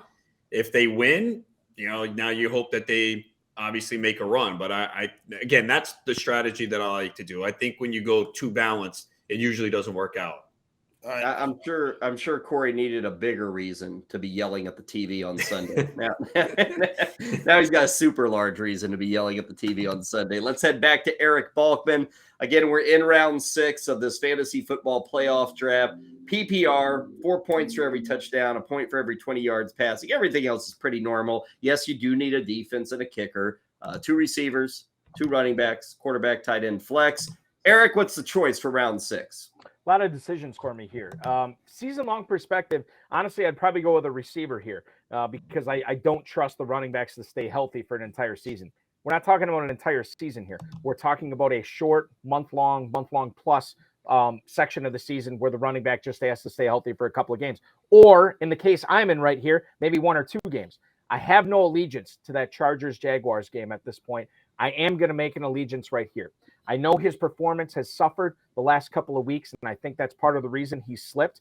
I'm going to hope the Jaguars can hold serve, pull the home dog upset against the Chargers, and get 2 games. Give me Travis Etienne for my flex spot here. I'm going to let tight end go another, round, 2 rounds, whatever it is. And I'm going to put Etienne in my flex spot. Hopefully the Chargers and the Buccaneers can find a way to victory, because if they do, I'll be liking these last 2 picks a lot more. Yeah, I think the reason why ETN slipped is people are unsure if the Jags are going to win this week. And I don't think it's his performance. It was Tennessee. And Tennessee has been stout against the run. And both games he had against Tennessee, he wasn't good. It's a easier matchup against the Chargers, who are susceptible against the run. I think we're down to only Baltimore and Miami without a player selected. So that kind of tells you which way the room is leaning in terms of who's going to win this weekend. Both those teams are fairly significant underdogs. Miami about 10 points, Baltimore about 6.5. Let's see if Coop wants to break the seal on a Raven or a Dolphin. I'd guess no, but maybe he'll hit us with a surprise. What do you got, Coop? I don't. I got too many AFC guys. I'm going to go with, surprisingly, another AFC option, one that can't get injured and one that I'm hoping can play a good number of games. And I'm going to go with the Buffalo Bills defense. Stack that up with Stephon Diggs. I look around and say, who's going to make the Super Bowl here? I already made my bed with TJ Hawkinson and my future Kirk Cousins pick, so I can't pick the Eagles D. I'm going to go Bills. Stack it up. Try and bring it home. Yeah, again, makes sense. I mean, I'm sure you would have preferred more Bills, but it's just not the way the draft broke. And they're a popular team. You got Diggs in round 1, so you're hoping that they play the 4 games. I should add, Adam Bernard, our producer, he added the Seahawks haven't been selected either. So let's not forget about. Oh, they're in the playoffs? Yeah, they snuck in. They did. They made it. Simon, you're not sneaking in. We know you're coming up next. You got Dalvin Cook, T. Higgins, Dallas Goedert, Gabriel Davis, and Jalen Hurts. What do you like for round 6? Taking a player that did not have a great week 18 outing, but has been consistent all year long and will be playing in the Super Bowl. It's going to be the first kicker off the board in Tyler Bass of the Buffalo Bills right here. Kicker time. How about that? Yeah, eventually we figured they were going to come. But, hey, they can get a lot of points, especially if you're getting 4 games, man. Like, can't underestimate the kickers. I mean, Buffalo, weather could be tough, but remember, if they make the AFC Championship against Kansas City, neutral site. Yeah, probably playing in L.A., I don't know. I mean, that might be the spot they play in the dome in good weather. You wouldn't think that the powers that be send them outside in January, so the conditions could improve for Tyler Bass. And, of course, the Super Bowl would also be in a dome. Let's go next to Felix Sharp. His squad consists of Patrick Mahomes in round 1, Debo and Ayuk in round 2 and 3, Juju coming in round 4. Can't draft any receivers. He's done there. He's got the 49ers defense. And Felix, you're still looking for running backs. You were upset when James Cook went to Corey Parson, weren't you? Yeah, I was rattled. I kind of thought that James Cook would slip through the cracks. And would we be surprised in this format if James Cook scored more points than Dalvin Cook? I don't think so at all. No, and so I was going to go James Cook at this position. I can't. I think that I have to pick now a running back that I see just playing 2 games. And so his teammate was picked already. This guy's in the Jerome Bettis phase of his career, and I'm taking Zeke Elliott. Yeah, I mean, again, with Zeke, you're hoping that you get 2-3 games, so you need them to win this week. The one thing is he's getting the goal line carries, and they're going to run the ball a lot. So you're hoping if it's 1 game, you're hoping he finds the end zone twice this week. Mm-hmm. Looking for upsets at this point in our draft. You're trying to find that team that gets the upset in week 1. Justin Finsterman has got 1 running back, Saquon Barkley. He's got his QB, Josh Allen. Got only 1 receiver, Devonta Smith. He went with a double tight end approach, the only owner in this 7-team draft to do so. He's got Kelsey and Knox. So Knox is going to be his flex, which leaves us, Justin, looking at a kicker, a defense, or a wide receiver or running back. What's the choice? Thinking that the Eagles are going to make the Super Bowl. I'm taking their defense, guys. They're off the board. Sacks. Yeah, I mean, sacks like crazy, Adam. Definitely going to put a lot of pressure on the quarterback. And, he thinks the Giants are going to win. So that could be the matchup in Philly, a divisional game. So, yeah, again, if you think they're going to the Super Bowl, you're looking at 3 games from that defense. Okay, let's go to Edward Rouse. He's got back-to-back selections. He'll conclude round 6, get going in round 7. Again, it's a 9-round draft here with our fantasy football playoff draft on the Bettor Sports Network. Edward, how do you end round 6? You've got your QB. You've got 3 running backs, so you can't look at any more of those guys. You need at least a wide receiver, also a tight end, defense, and kicker. Yeah, at this point, I'm just looking at star players that I think will play 1 game, but they just need to ball out, right? Because we're kind of down to that area here. Thielen was on my mind because I do think Minnesota can win, and he could have 2 games as my receiver. But I'm going to take a plunge here and just hope that this receiver just has an enormous game and 2 games worth of points. And I'm going to take Tyreek Hill right here. Just feed him the ball, short little passes, let him get the yak, let him do everything he can. Maybe he gets 20, 30 points in 1 game, and that's enough for me at this point. That's kind of where I'm left at. Yeah, based on your team construction, I would have went in a different direction. Also, let's keep in mind, Tyreek Hill got banged up the last game. He was limping around too. So, and if Skylar Thompson's the quarterback, that's a problem. Mm-hmm, yep. Mm-hmm. But we'll see. We got to figure out if it's Thompson, if it's Bridgewater, or if it's Tua. They're all kind of up for grabs here as we get ready for week 1. It's the follow-up pick to get rolling in 7, Edward. I got to go NFC eventually. So, wow, you ain't kidding. You got, what do you got? 6 AFC guys or 5 AFC guys and 1 NFC guy, yeah. So I guess I'll just go Robbie Gould here, kicker for the 49ers, who I think are going to be in the Super Bowl, and just get as many kicks he could possibly get there for me. Yeah, I already got McCaffrey, and again, tough to stack the 49ers with everyone else taking them. So might as well take the kicker if you think they're going to play 4 games. Well, like you said, it could lead to a payoff. I mean, if you average 6-7 points, you get 4 games. It's a nice 30-point month for Robbie Gould. Let's go back to Justin Finsterman making his selection in round 7. Just heard him go with a defense. He went the Eagles route. Justin, what's the call for lucky number 7? You know what? I'll just double down, or I guess triple down now, guys, and I'll just go with Jake Elliott and take out that kicker there because, again, thinking that the Eagles are going to go to the Super Bowl, I want as much representation as possible. So another share of the Eagles for me. So if they lose in a couple of weeks, I'm screwed. Yeah, he's got 3 Eagles now, Adam. And look, that's the way you got to do it. because if they get to the Super Bowl, you're in good shape. And especially if some of those other key players on the other side, in his case, so if he gets a Bills-Eagles Super Bowl, he's in good shape. Let's go next to Felix Sharp. He is repping campus to Canton. He's got Mahomes, Debo, Ayuk, Juju, Niners D, and Zeke. What's the follow-up here? Still looking for another running back, Felix. There are none left. What am I going to do? There are no running backs left. You know what I'm going to do here is, and he had a good finish to the season. And if it weren't for Christian McCaffrey, this guy would have gone a lot earlier, a whole lot earlier. And so I'm going to take the University of Louisiana Lafayette product, Elijah Mitchell here. I think it just makes sense with what it is that I'm doing. Love this pick, man. Love this pick. I was kind of waiting for someone to take him.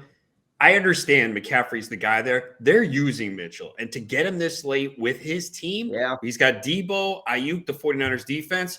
Love that pick. Pretty good for a college guy, Felix, I got to say. Pretty good grab there, Elijah Mitchell. Nice. Oh, and he's got the 49ers defense too. Hey, you got to go all in. That's how you have to play these drafts. Yeah, he's sitting there with 4 Niners and Patrick Mahomes. Pretty good spot to be in. Yeah, you get a 49ers Chiefs Super Bowl, you're probably winning this thing. Well, Simon may have something to say about that. Simon, say something. He's not winning this thing. Not with you in this league, is he? No way. And you guys mentioned it earlier. You got to start taking shots on teams that could make a run here, could have an upset. And I don't think anybody can confidently count out any team led by Tom Brady. So these Tampa Bay Buccaneers, well, I don't have them going too far. I'll take the guy with the word playoff in his nickname here as my second running back and grab playoff Lenny as running back number 2. Leonard Fournette's my pick. Yeah, I mean, I know Tampa's been terrible this year, but as a Cowboys fan, I'm fearful that they win this week. And Tom Brady has that magic somehow, right? They could be terrible the whole year. Would anyone be surprised if they made a run? It's not the craziest thing in the world. I hope it doesn't happen, obviously, but it wouldn't be that surprising anymore with him. Because of the way the rules are written, you can only have 1 QB on your entire roster. Everybody's got a QB except our next guy. I don't know why he'd select the QB now. I mean, if you're going to wait this long, you might as well wait until the 9th round, right, Coop? I already told you who my QB is going to be. So, Kyle, let me ask you. There's no penalty for coming in last place, right? No. Maybe we don't invite you back next year. That could be the You got to invite me back. So I'm going to lean into what Ronis has been saying this whole time is you got to make your bet at some point. I'm making my bet now. On one side, I got the Bills. All the Bills have been picked, all the viable ones for the most part. I'm going to lean into the Vikings on the other side. So why don't you go ahead and give me Alexander Madison? Dalvin Cook he's missed at least one game in every single year of his career, except this year. Who knows if he goes down? And either way, Madison plays a decent amount. If they do make the Super Bowl, then he's going to be a valuable player. So give me Alexander Madison. We're leaning on the Vikings hard here. Yeah, again, you get to a point, I'm sure if we ask Coop before, hey, you're going to select the Vikings? He's like, no. But as the draft goes on, the board falls to you somehow, and you make that decision. Once he goes Hawkinson, Madison, and we already know he's taking Cousins, you do it. And look, if they lose in the first round, you're probably not winning this thing. If they somehow pull off the magical upset and make a run, then you have an edge on the field. Up next is Eric Balkman, high-stakes fantasy football show. Started with Purdy, McKinnon, Sanders, Jefferson, Evans, Etienne. What's round 7 look like, Eric? Going to put my money where my mouth is. I said a Chiefs-Niners Super Bowl. Niners defense obviously not on the board anymore, but give me the Chiefs here. I know it's not a very heralded unit, but when I believe that they are going to play not only in the second round, but the divisional playoff, the conference championship, and the Super Bowl as well, I think I can do a lot worse at defense here. They're starting to dry up. Again, we're firing bullets here in the sky. We don't know what it's going to hit, if anything. But Chiefs, the Chiefs defense is where I'm going to go with this pick. The only scary part about that, I don't think it's likely, but Adam, they could hit you with negative points for your fantasy team. Possible with a team like the Chiefs on defense. Well, and you think about it too. Think about how many. Sorry to interrupt, Adam, but think about how many teams at the end of the regular season were banking on a Chiefs defense that was going up against Russell Wilson twice, the Raiders, and it didn't work out necessarily every single week. So it is a bit of a risk here, but it is round 7. Yeah, and again, if you think they're going to the Super Bowl, you hope that they could have one big performance and not crush you in the other 2. Mm-hmm. Let's finish up our 7th round. We got 2 more rounds after this one. Probably going to get a lot of place kickers, I would suggest. Corey Parson, what's the thought here, I should say, for round 7? Well, every year, not every year, but a lot of years, you see in the playoffs, a player can have a good playoff stretch and increase their fantasy value going into next season.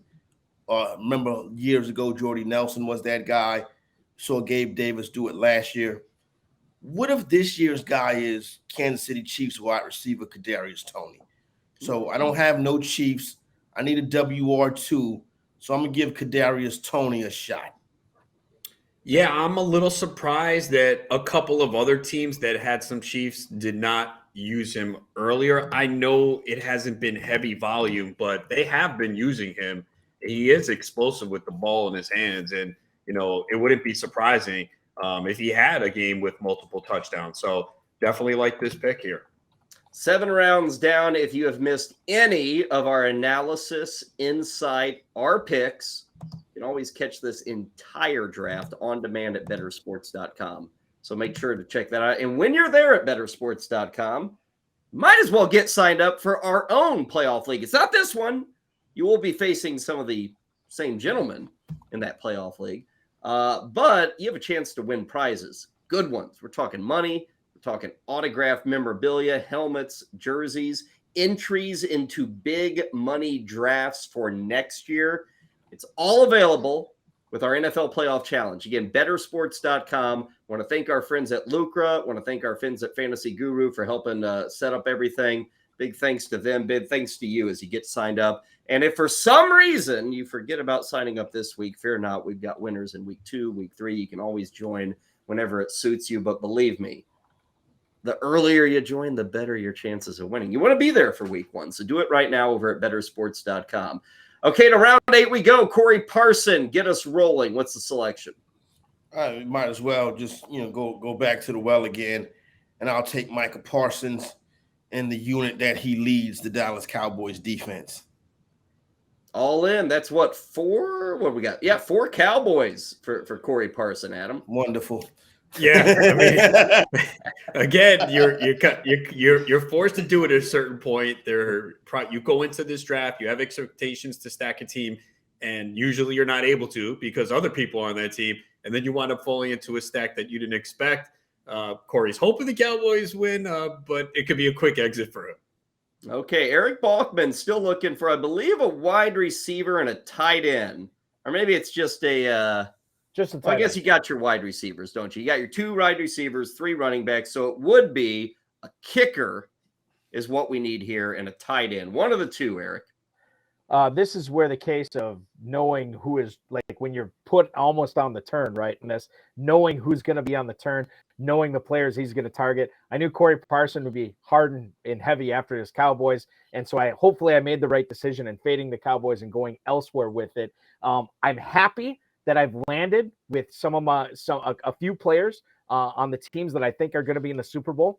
I'm going to add another one onto that, and I'm going to add Harrison Butker from the Chiefs as my place kicker. I believe he plays 3 games in this format, and I think it'll help me considering what else is out there at kicker. Again, tight end dumpster fire most of the year. I'm willing to fade that. We'll see what happens in the final round. Give me Harrison Butker here, guys. Makes sense with his roster and his belief. He has the Chiefs going to the Super Bowl. McKinnon, Chiefs defense, Butker, makes sense. Yeah, even if you don't have Chiefs, it makes pretty well solid sense there. Let's go next to Coop. Quarterback's coming up in round 9. So what, we got a place kicker in round 8? Spoilers, Kyle. Spoilers. Yeah. So this offseason in April, I put $100 down to win $2,000 that the Vikings would go to the Super Bowl. So I'm already committed. And you know what they say, that hedging is for gardeners, not gamblers. So I'm going all in on the Vikings. Give me Greg Joseph as my kicker, baby. Purple team, baby. Joseph sighting here late in the draft. How about that, Adam? Again, you have to pick a team to stack. I'm sure the Vikings were not part of his plan, even with that bet, but he's already decided. And if the Vikings somehow get to the Super Bowl, Coop will probably be winning this thing. Yeah, 3 of 4 picks of his last 4 picks have been Vikings, and he's already foreshadowed he's going with another Viking in round 9. We got a few picks until that. Simon is up next. His team currently has Jalen Hurts at QB, running back combo of Cook and Fournette, wide receivers Davis and Higgins, tight end Goddard, kicker Bass. You can actually, Simon, go with a wide receiver, running back, tight end here. You still got to fill out that flex on your team. It's wide open for me. And I think where I'm going to go is the wide receiver position right here. And I'm going to take an AFC team that I think is peaking at the right time, could make some noise in these playoffs. I'm going to go with Christian Kirk, $20 million man there in Jacksonville. If they can win this round 1 game against the Chargers, then they'll face off against Kansas City in that next round in this scenario. And I don't see them beating Kansas City, but I'll take the team facing off against the team that I have no players from. Yeah, I mean, again, limited pickings here, and you just hope that you get 2 games out of him, and he could put up a big performance this week. Mm-hmm. Okay, let's keep things moving as we go through round 8. Felix back with us. Felix Sharp. Loved your pick in the last round. You snuck that Elijah Mitchell grab. You got another sneaky call, Felix? Yeah, that Elijah Mitchell grab. That U of L team had 3 players in that backfield. That's a G5 team that all went to the NFL. Trey Regis, Elijah Mitchell, and Raymond Calais, UDFA for the Rams. Anyway, I think I can fade tight end here because I don't know that there's a sizable difference between the guys left on the board and the way I'm building this team. I'm kind of going all in. So it just makes sense to go with the oldest player on this team. And I think the second oldest player drafted, and that's going to be Robbie Gould. Robbie Gould is selected. He's gone. Robbie Gould is gone. Robbie, I was sitting here looking. Robbie Gould is gone. Oh my goodness, I'm so right. All right, so let's. Yeah, we should note to everybody, we don't have an automated board that tells you when guys have been drafted. So we're having to do this by I was hand. looking all around. It's 1992. Yeah. What about Schultz, the tight end for You got him. You got him if you want him. Yeah, give me Schultz. Give me Dalton Schultz. Dalton Schultz will be the call. That'll get you your tight end. Your flex is going to be a wide receiver. So you got your 2 running backs, your tight end, and your 3 wide receivers. Mahomes, your QB, defense. So kicker will be the selection coming back. Let's go to Justin Finsterman, who has gone consecutive Eagles. He's actually got 3 Eagles on this team. So is there a 4th to be found, Justin? No, I'm going to go with a player here who I think could play 2 games. I've been going back and forth on this Buccaneers-Cowboys game. So because of that and thinking the possibility of 2 games exists for this player, I'm going to go with Chris Godwin to fill out my second wide receiver. Okay, Godwin the call. Pretty nice grab if you get 2 games at him. I mean, the 2 games would be huge grabbing that in the 8th round. Yeah, he could have a big week this week. As I mentioned, Dallas really struggling against the pass right now with some of the injuries in the secondary. So, and we know Brady throws short passes, looks for Godwin constantly. So if you get 2 games out of him this late, that's nice. Okay, round 8, we'll finish with Edward Rouse. Round 9, our final round, we'll start with Edward Rouse. Edward, how do you finish this 8th round? Well, looking at everything, and I need a tight end and a defense last here. I could go NFC, but I think I'm just going to keep on stacking and just root for the best for my Cincinnati Bengals. So for my tight end, I'm going to take Hayden Hurst to go along with my Chase and Burrow there, and just because he's guaranteed 2 games in my eyes. Mark Andrews is not. Hayden Hurst it is. He'll get at least 5-6 targets each game, and then I'm going to go with the Cincinnati defense, and I'm all in for the Bengals for my final pick. So there you go. Okay, a combo of Hurst and Bengals defense, Adam Ronas. How'd you like the finish there? Based on the roster, I love it because you already have Burrow and Chase, so you make the decision. Okay, I'm going to hope for the Bengals to make it far. I would have liked it even better if he took Tyler Boyd over Tyreek Hill. Would have loved it. Tyler Boyd's still sitting out there, I do believe. Yeah, he's still. He is. I don't know if I gave that away for someone. It doesn't matter. Some people are locked. I don't even. Yeah, some people can't. People already maxed out at wide receiver. But I'm just saying. I only said it because his roster construction at the time. If you remember, I said didn't really love the Tyreek Hill pick. I would have loved it with Boyd. Justin Finsterman to finish things off. What do we got here, Justin? We're looking for a running back as your final pick. Is that correct? Yeah, I kind of like to pass though, if that's okay. But, like this is it's a bunch of crap that's left. Like, what am I gonna do? What are you talking about? There's a guy in Seattle who ran for 1,000 yards this year. But I don't think he's gonna play more than one game. That's the problem here, and it's beggars can't be choosers, Justin. No, we can't. He had double digits in a PPR format when he faced the 49ers coming off injury. Are we supposed to help Justin like this? I mean, my God. Oh no! I mean, I wasn't trying to help him. I'm not saying it's like that's three the pick. brains making this pick here. Well, that's true. Okay, make the pick. Stop asking for help. Stop pressuring me, okay? You're on the clock. There's pressure. Make the pick. All right, then I'm going to just go with, you know what? Thinking maybe he catches a few passes, like I said with Godwin too. Maybe I'm going to go with Rachaad White as my second running back and hope I get 2 games. He gets into the box once, and I'm good there. Almost like going to a Waffle House and getting a steak, right, Ronus? So good.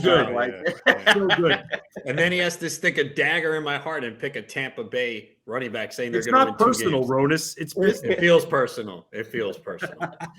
Okay, team is complete for Finsterman. Over to Felix Sharp. He's got one more pick to do.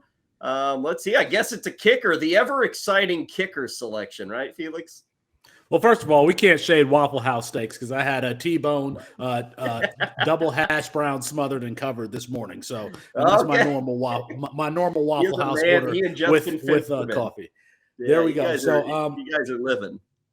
I'm going to take Evan McPherson here, and I'm going to finish out my team with. I can't really be consistent taking the guys who I think I'm going to who are going to make the Super Bowl. So give me Evan McPherson. Maybe you get 2 games there from the Bengals. Of course, the first one against the Ravens. That's coming up in week 1. They survive for that, and they would move ahead to play probably the 2-seeded Buffalo Bills in that next round. Let's go to our man Simon.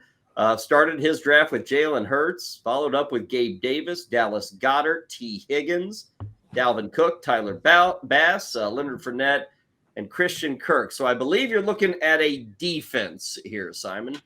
I'm the last team to take a defense, and I'm feeling pretty good about it. I said in the last round that I think Jacksonville is going to win that first round game, play at least 2. They're the number 6 scoring DST on the season, and they finished the year pretty hot. So I'll take the Jacksonville Jaguars and get those 2 games out of them. Okay, Jacksonville is the call. How about that? Some late love from Simon, Adam, for Jacksonville. Christian Kirk and the Jags back-to-back in round 8 and 9. Yeah, you're kind of forced to make these decisions late. Probably not ideal, but you go with a team that potentially maybe wins a game or 2. Okay, up next is Jim McMahon, who's got the shades on. He's ready to make his 9th round select. Maybe it's somebody else with the shades on. Coop, we've been waiting on this quarterback, man. Hit us with something special. Is this going to be Lamar Jackson time? You going to chance it with Lamar to play this week? Yeah, Ronus has been pulling at the threads of my strategy here the entire time, saying that I wasn't going to pick the Vikings to win the whole thing. And he's right. I was not going to. But I'm already full purple team. I'm drinking from my purple cup. Go on, give me Kirk Cousins, baby. Pour it all over me. Let's go. Kirk Cousins, there it is. We finally get our first QB, our only QB from Coop. Not bad. I mean, you get 2 games out of that, Ronus. You consider it a 9th round victory, right?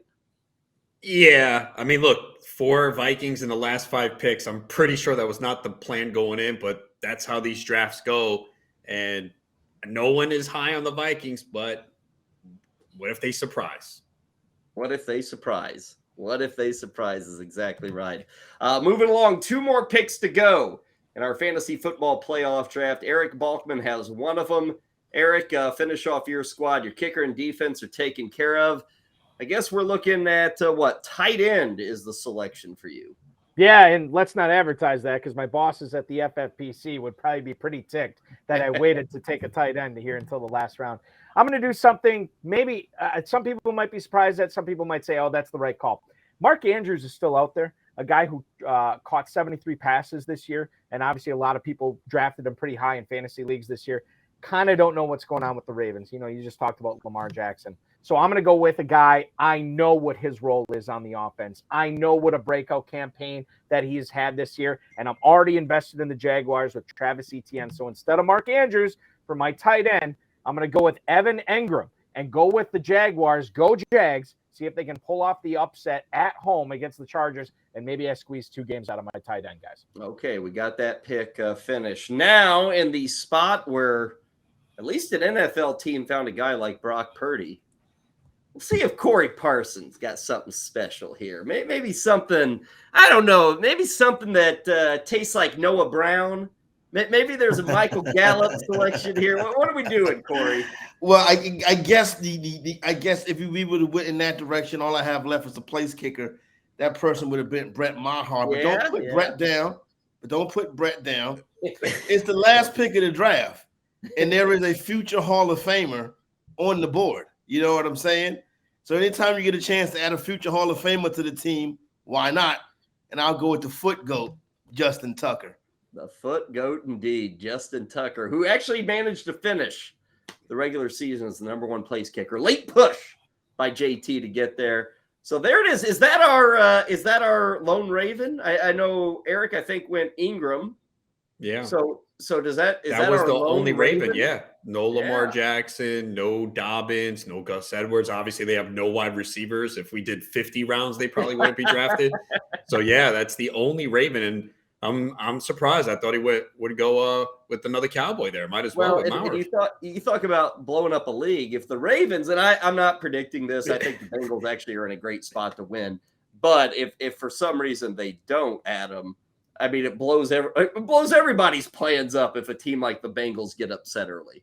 If we get a Ravens-Cowboys Super Bowl, Corey's winning this thing. I mean, and Justin Tucker is the offense for the Ravens, too. Yeah. Like, even this week, he might hit 4 field goals for their offense. You're right. I was joking about finding a Brock Purdy, and maybe Corey found him if the Ravens make the Super Bowl. He found him with Justin Tucker. Okay, that is it. It is taken care of. That is 63 selections. That is 7 teams doing it for 9 rounds. That is our 2023 fantasy football playoff draft. Kyle Elfrink and Adam Ronis with you.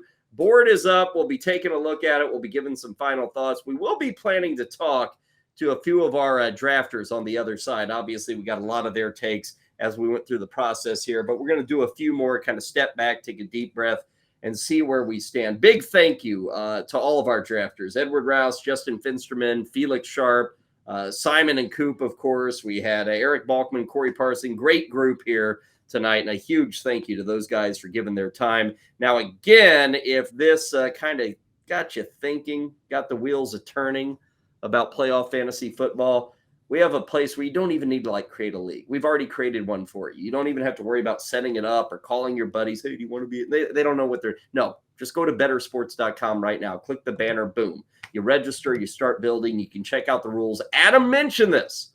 The rules we got in that league a bit different from what we had tonight. So it's very important when you click that, know what kind of league you're getting into. We do have cash prizes. We got autographs to give away. We've got spots in big money leagues to give away for next year. So check it all out, bettorsports.com. And a huge thank you to the guys that are providing all that help. Lucra especially. You can download their app. Use the promo code at Lucra, BSN. Use that promo code, BSN, $5 directly into your account. Challenge your friends in the sports you play. Take them on in the sports that you watch. It's a fun way to kind of keep your close community of sports watching buddies and friends going strong. Check it out, the Lucra app today. Okay, break for us here. Huge thank you to Heather Klein and Adam Bernard. Don't want to forget about them because they had to do all the switching and moving guys up and microphones and all that. Great job by them. Fantastic job here this evening. Breather for us. When we come back, let's give you our final take. What do we think of this? Let's visit with a few of the owners. We'll do it next right here on the Bettor Sports Network. This is the Fantasy Football Playoff Draft on Bettor Sports Network. Join Corey Nando and friends, presented by Mayo Media, weekdays at 3 Eastern on Bettor Sports Network. Darren Ravel's here. I love tickets, man. That is my bet. I have a very hard time selling many of them, even if I know I'm going to make a ton of money. I just love the idea of the stories that tickets tell. You know, Darren, that's interesting because I got a ticket I was at Nats Park the night when Albert Pujols hit his 400th home run. And I remember saying to myself, I'm going to save the ticket. but I don't know where. I can't find it. And then when you mention that's exactly the problem. Yeah. Not only do the people who say they're because you didn't have a bulletin, like it's unlike cards, right? There's no place to put it naturally. Is it in your wallet? Is it in your shoebox? Is it on a bulletin board? Like that's been the problem. Like I have tickets that I got that like you could literally tell. I have one right here, the Jimmy Connors Aaron Crickstein match, right? The 5-setter. And you can literally tell that this was put on a bulletin board. You know, that's how it was saved. There's dots in there.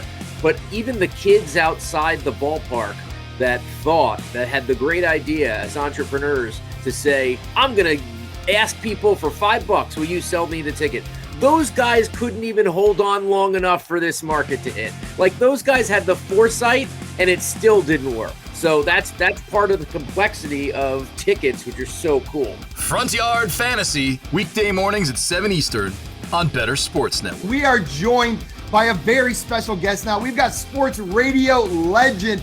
We have Scott Farrell with us. You know, it's weird. I'm not a collector of, sports memorabilia. Yeah. The only things I've said on the air that I've ever kept in my life were, I have millions of jerseys and all that nonsense, but I have 50 years of Sports Illustrated magazines, and I had the Len Dawson autograph. I have Lemieux autograph pictures, because I'm good friends with Mario Lemieux. And I also have valuable pictures of Bill Mazeroski hitting the Game 7 1960 World Series 9th inning home run to beat the Yankees. So I'm a Pirate fan for life, but I love the Yankees too because I've lived in New York for 25 years now. My favorite player my whole life, though, strangely enough, my entire life was George Brett of the Royals. I love George Brett from the day I saw him play. Back in the day when guys actually hit close to 400 every year, instead of these guys making $50 million hitting 210 with 5 home runs. All the wussies in Major League Baseball today, they're not like they used to play. Back in the day,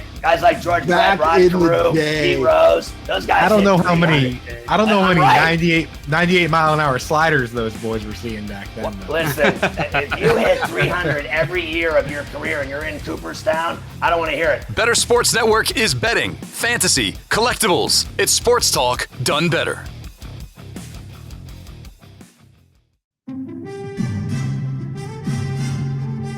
We're helping you win your fantasy football playoff league on Bettor Sports Network. Now back to Kyle and Adam.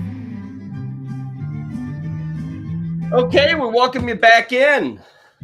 Kyle, Elfrink, Adam, I forgot my own last name for a minute. Adam Ronis, all hanging out with you. I guess that's what happens when you do a playoff draft. But we had fun doing it. I got to say, I've done a lot of drafts. I don't believe I've ever got the chance to cover a playoff draft, but it was fun. It was very interesting, Adam, to see the strategies really develop pick by pick and change and alter pick by pick. Like you said, you can come in with this idea of, man, my first 3 picks are going to be 49ers, or my first 3 picks are going to be Chiefs.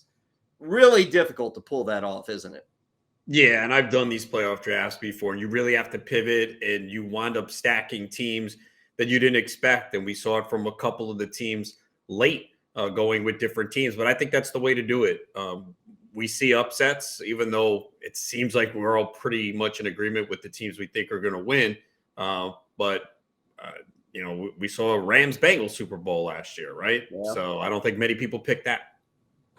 Well, the good thing we get to do here is after we finish on the Bettor Sports Network, we get to check in with a few of these drafters and kind of dig in a bit more into what they were thinking about, what they were planning to do, what they didn't do, maybe mistakes they made. With us to lead things off, Eric Balkman is with us. Now, he was sitting in the 6th spot out of the 7, kind of there near the turn, having to deal with Coop and Corey Parson. Okay, you're playing. You said this very early, Eric, that you were planning a lot of what Niners Chiefs, I think, was your Super Bowl call. Obviously, you couldn't get as many as you want, but did you like the ones that you were able to get from those 2 squads? Yeah, I thought I'd get another Niner. I didn't necessarily think I'd get Kittle or Samuel. I understood. I think the coffin was kind of buried for me when Corey took George Kittle right after I took Purdy, which is fine, and I get it. I thought Samuel at that point was probably not going to happen. I did think Ayuk would come back to me, and he did not. So I had to pivot at that point. I thought I'd end up with a few more Niners, but I ended up with a few more Chiefs, which isn't necessarily the worst thing in the world. You don't have to necessarily pick a Super Bowl winner. You just got to pick the two teams that are going to be in the Super Bowl. And I thought it'd be Niners Chiefs. The fact that I got Purdy, McKinnon, Butker, the Chiefs defense, and who was the other guy I got? Or was that it from? Yeah. McKinnon, Purdy, Butker, and Chiefs. So I got 4 players who I think are going to be in the Super Bowl. I didn't really cannibalize myself at a lot of their positions. It's like any draft goes, especially in high stakes. You never know how your opponents are going to go. I thought Corey would go heavy Cowboys. He did go heavy Cowboys, which made my decision easier at a couple of picks on the turn. Looking back at it, is there a pick that you regret and wish you would have went in a different direction? That's a great question. And normally I always say yes. But, looking back on this, I don't necessarily think so. Like, I liked my Miles Sanders pick in case the Niners don't get there. I think the Eagles get there. And Jalen Hurts obviously off the board. So Sanders made a lot of sense there. I had no allegiance to the Jaguars and Chargers. I had no allegiance to the Cowboys and the Buccaneers when I drafted Evans and Engram and ETN. So to me, those picks made sense from a game theory standpoint. And those are pretty good fantasy players as well. So there's not really a pick I regret. I'm a Packers fan. I don't like the Vikings. I wish I didn't have to take Justin Jefferson. But the fact that this dude, who I believe is the most talented player in professional football, I think he gets 2 games. I know he might not, but I think he gets 2 games. I'm okay with it. If there's one pick I guess I regret, it's Jefferson, but I thought it was a decent value there. Eric, I know you got to run, so we'll let you take off. Good to recap things. Thank you so much for being a part of our get-together. And good luck, I guess. I don't know what we have up for grabs to the winner, but we'll think of something. Thanks a lot, sir. Have a good start to your year, okay? Great coverage tonight, guys. Thank you so much. Eric Balkman, catch him Wednesday nights, the High Stakes Fantasy Football Show. Good to be visiting with him. Okay, let's bring in Coop of Front Yard Fantasy. He's hanging out with us. The man who waited and waited and waited. And I bet if you asked him before the draft, he would have never said, yeah, man, just give me Kirk Cousins. I'll be ready to rock and roll. But that's your QB. And like I said, he may have been like 7th or 8th on your chart, I bet, Coop. When I win this league, that'll be the name of my book. Just give me Kirk Cousins. You summed it up. And Ronis, the thing is, Ronis been doing this for a long time. He's with me at Fantasy Alarm. I can't hide anything from him. You knew that I didn't want to do that. You knew that it evolved as it went along, and you were kind enough not to point out that I did make the mistake early of burying myself by picking players that were buried themselves. Right. So I took Stephon Diggs when his quarterback was gone. I took AJ Brown when his quarterback was gone. Not a lot of stacking opportunities there. So, I couldn't hide from you, Ronis, but I think at the end, a little game theory helped me out with the fact that everyone had quarterbacks already. So I came back around. What do you guys think? Yeah, again, like I said, if Minnesota somehow makes a surprising run, everyone is down on them. A lot of people are picking the Giants this week, and maybe unfairly, I know Minnesota, when you look at a lot of the underlying metrics, has kind of overachieved, a lot of one-possession games, negative point differential, but they did beat this Giants team just a few weeks ago, and Jefferson had a big game. Hawkinson had a big game. So, yes, they're vulnerable in the secondary, and the Giants can move the ball, but they could still win this game. I think the problem is going to be that second round against San Francisco. That is just a brutal, brutal matchup, but we've seen a lot of upsets this year. And, again, in this tournament, in this style, I think you did the right thing. To me, this is, and I think we use that phrase too much because obviously there's prizes sometimes for the top 3, but this is, you're either finishing first or you're last. It really doesn't matter. And I think you absolutely have to play it that way. So the way it transpired, I think you did the right thing with Minnesota, even though I don't think it's going to work, but we'll see. But you mentioned, the Diggs, Brown, Mixon. Did you feel like you made a mistake doing that, or you're okay with it? Because, again, it's hard to stack at that point if other people have similar thoughts on those, like the Bills, Eagles, which are very popular. Out of those 3, I don't. The one I regretted the most was actually the next pick after that, which was Keenan Allen, because it really hamstrung what I could do. I would almost, as you were saying with Tyler Boyd with Ed's team, like I would almost rather have Adam Thielen there. Right, just to go all in and say, hey, you know what? If this team wins, I win, and if they lose, then I lose. And like I said during the draft, when I realized what was happening, I asked Kyle. I said, "Is there a penalty for coming in last?" No penalty for coming in last. whatever, dude. According to 538, they have a 9% chance of making it to the Super Bowl. I'll take 1 in 10 odds. If they go the distance, then I'll be looking good. The one thing that killed me is that I realized that I kind of needed to do that in the 4th round. And when Justin Jefferson went for a moment there, I thought I was going to go Keenan Allen and then take Justin Herbert, but that would have been too much AFC. I've done too many of these to stack up one division too much like that. So had to come back, take the purple guys. I'll live with my decision. Here we go. I'm a big Vikings fan all of a sudden. Yeah, and the other part of that is you say, okay, too many AFC guys, but I bet if you said to people, okay, who goes deeper, the Vikings or the Chargers? And maybe you would say this. Would you say Chargers or would you say Vikings with the way the bracket sets up? So it feels that way, right? It's kind of weird how it goes that it feels that way that you would think the Chargers, but all the odds and all the bets would tell you that it's the Vikings, right? And then it's also kind of weird that, the Vikings are the 3 seed, but we still feel better. Everyone loves Corey Parsons' team, while Cowboys, blah, blah. And I know, Ronas, you're a Cowboys fan. Wait. So. They do love his team. Who loves his team? I figured you guys, you're a Cowboys fan. Look, I am extremely worried about this game against Tampa Bay. I am extremely nervous, and I'm expecting to have a bad night on Monday night. So I don't see. It's not that here's the thing. It's not that Adam's I love saying his this team. is going to be a 6-team league after Monday night when Corey's eliminated. Is that what you're saying, Adam? I hope not. But I'm saying what Corey did in this format made sense. You can say Dallas is going to lose the first round, fine. But you get to a point where the top teams are already, you can't stack them. So you did it with Minnesota. He did it with Dallas. That's what you have to do at that point. You're all in. Guess who would have had Dallas stacked if Corey didn't take Dak Prescott at that turn?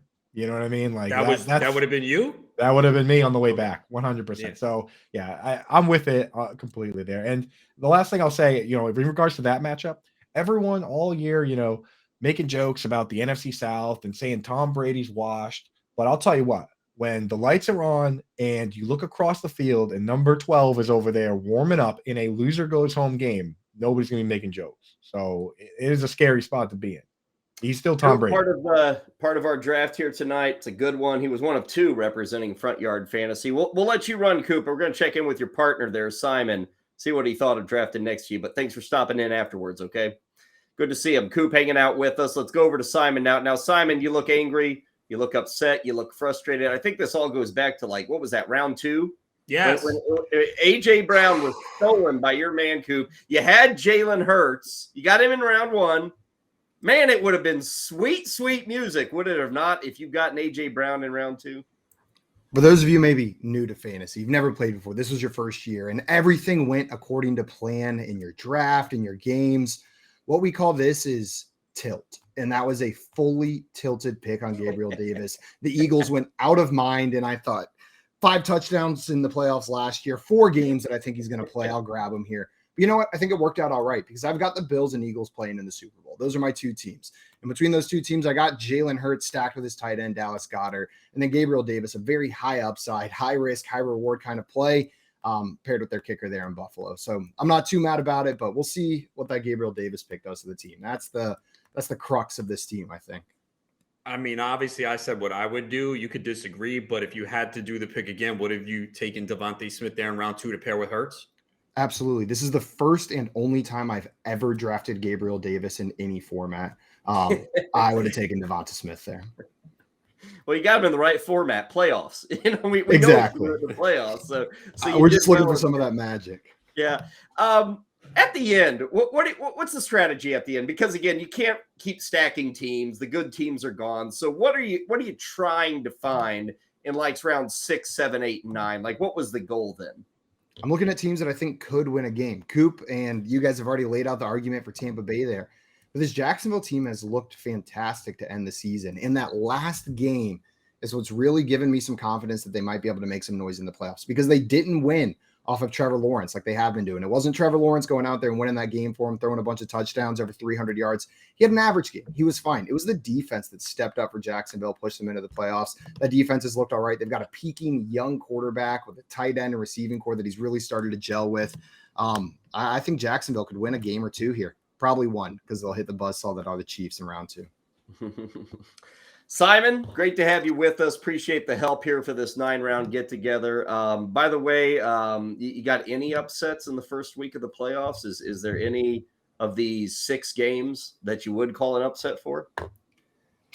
Ooh, first round upset. I guess by the numbers, the Buccaneers are an upset over the Cowboys, even though they're the 4th seed or the 5 seed. They're 2.5-point dogs. I'll take the Bucs over the Cowboys. Sorry about that one. There's another I feel like everyone's taking the Bucs. It's unbelievable. Yeah, I'm taking the Bucs. I'm feeling that way. See, there you go. Another one. Yeah. Simon, thank you much, man. Take care. We'll see you. Let's go from Simon to Edward Rouse. Simon and Coop, they start the morning. Edward finishes off your Monday night. He's hanging out with us now.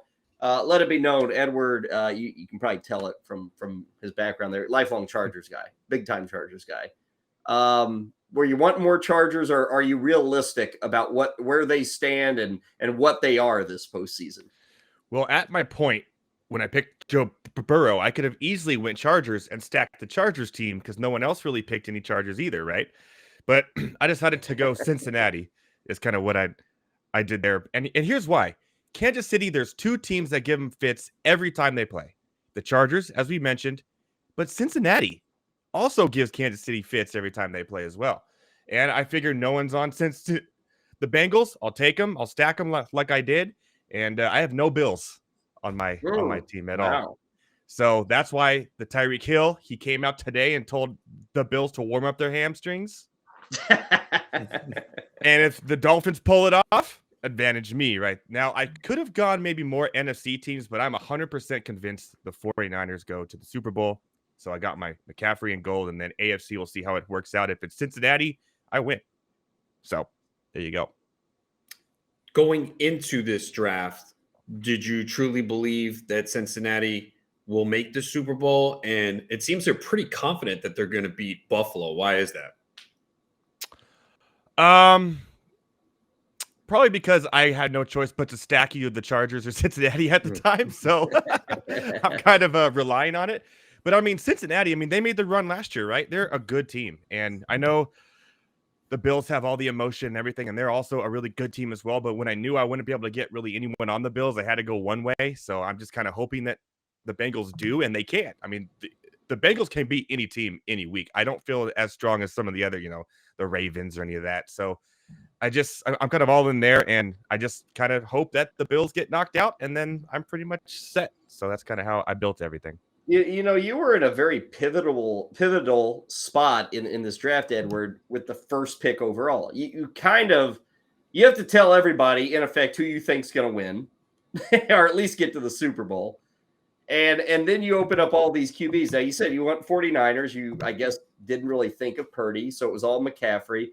But was that a situation where you said, man, in my heart, I'm feeling the Niners, but gosh, it's tough to pass on these QBs like Allen, Mahomes, like Hurts?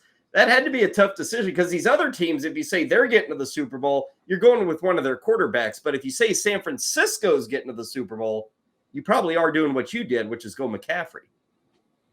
Yes, I'm more confident of San Francisco going to the Super Bowl than any other team in the league. I think they're the best team. They're the best built for the playoffs right now. I just overall defensive, offense, special teams, I'm just sold on them. So I wanted McCaffrey because he's going to get the touches. He's going to play the most games, and I'm a running back hoarder, as you can see. I think I was the first one to take 3 running backs. There you go. But I just feel that way. And I didn't think Purdy would be taken, and if he wasn't, I probably would have taken him instead of Burrow in that spot. But he was kind of early for me, and then I would have kind of built that way. And then I just kind of went down the Cincinnati route. So go Bengals. What can I say?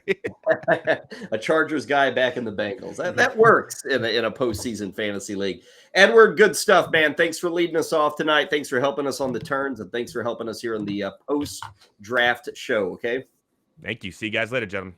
You bet. Let's go from Edward Rouse, and let's check in with Justin Finsterman. Justin, I think, is still with us. Yeah, there he is. Justin, how you feeling about this team? Good, bad, indifferent? Where do you stand? Overall good. I got enough exposure to the Bills and the Eagles, who I think are obviously going to go to the Super Bowl based on my roster construction. My running backs guys, though, are my main concern when it comes to regrets from this draft. I thought that Felix, besides saying Ronus, so there you go, another guy who approves of the steak at Waffle House. So there you go. He also, to be fair, he also said he has no idea what he's doing here. He says he's a college guy, but he also knows good Waffle House too. He may have had the best pick with Elijah Mitchell, though. That's the thing. That's where I should have gone maybe instead of Jake Elliott at the time and just go with another kicker. But I wanted as much like I said at the time, I just wanted to be represented as much as possible by the time in my mind what the Super Bowl would be. That was a big regret. Maybe I should have gone after James Cook as well. But look, I have, like you guys have been saying all night, you have to take a stand. I'm thinking that the Giants are going to win and we're going to get 2 games out of Barkley. Let's say the Giants lose. I still think Barkley can have a big game with Daniel Jones throwing to him. Rashad White, like I said, I'm just hoping he gets into the end zone. But it's that pick that makes me regret not taking Elijah Mitchell, who I was debating before Felix took him between him and the Eagles kicker, Jake Elliott. You said you have Philly going to the Super Bowl, so why take Kelsey over Goddard and Miles Sanders? I think he changed his Super Bowl pick halfway through the draft. No. Like I said, I didn't want to let Travis Kelsey pass, and in case the Bills do lose, I give myself a little insurance. And who else do I think could go to the Super Bowl from the AFC side? And that's why I took Travis Kelsey there, just in case the Bills go down early. Then I'm not totally out. But you have one chief, so you are out. Well, not totally. I'm not totally out though. That's the thing. You're. I get if it's Philly, Kansas City, maybe, but if it's San Francisco, Kansas City. The other part about this, and I guess I'll stand up a bit for Justin. If you get a huge Josh Allen effort despite a loss, it can sometimes be as much as 3 games. If you have them for 2 games. Yeah, fair. I just feel like I don't know. That is just my perspective when I'm doing this. If you're clearly in on Bills Eagles and you already have Smith and Josh Allen, you got the start you wanted, and you had 2 Eagles there. I know the Bills at that point, Diggs was gone, Gabe Davis was gone.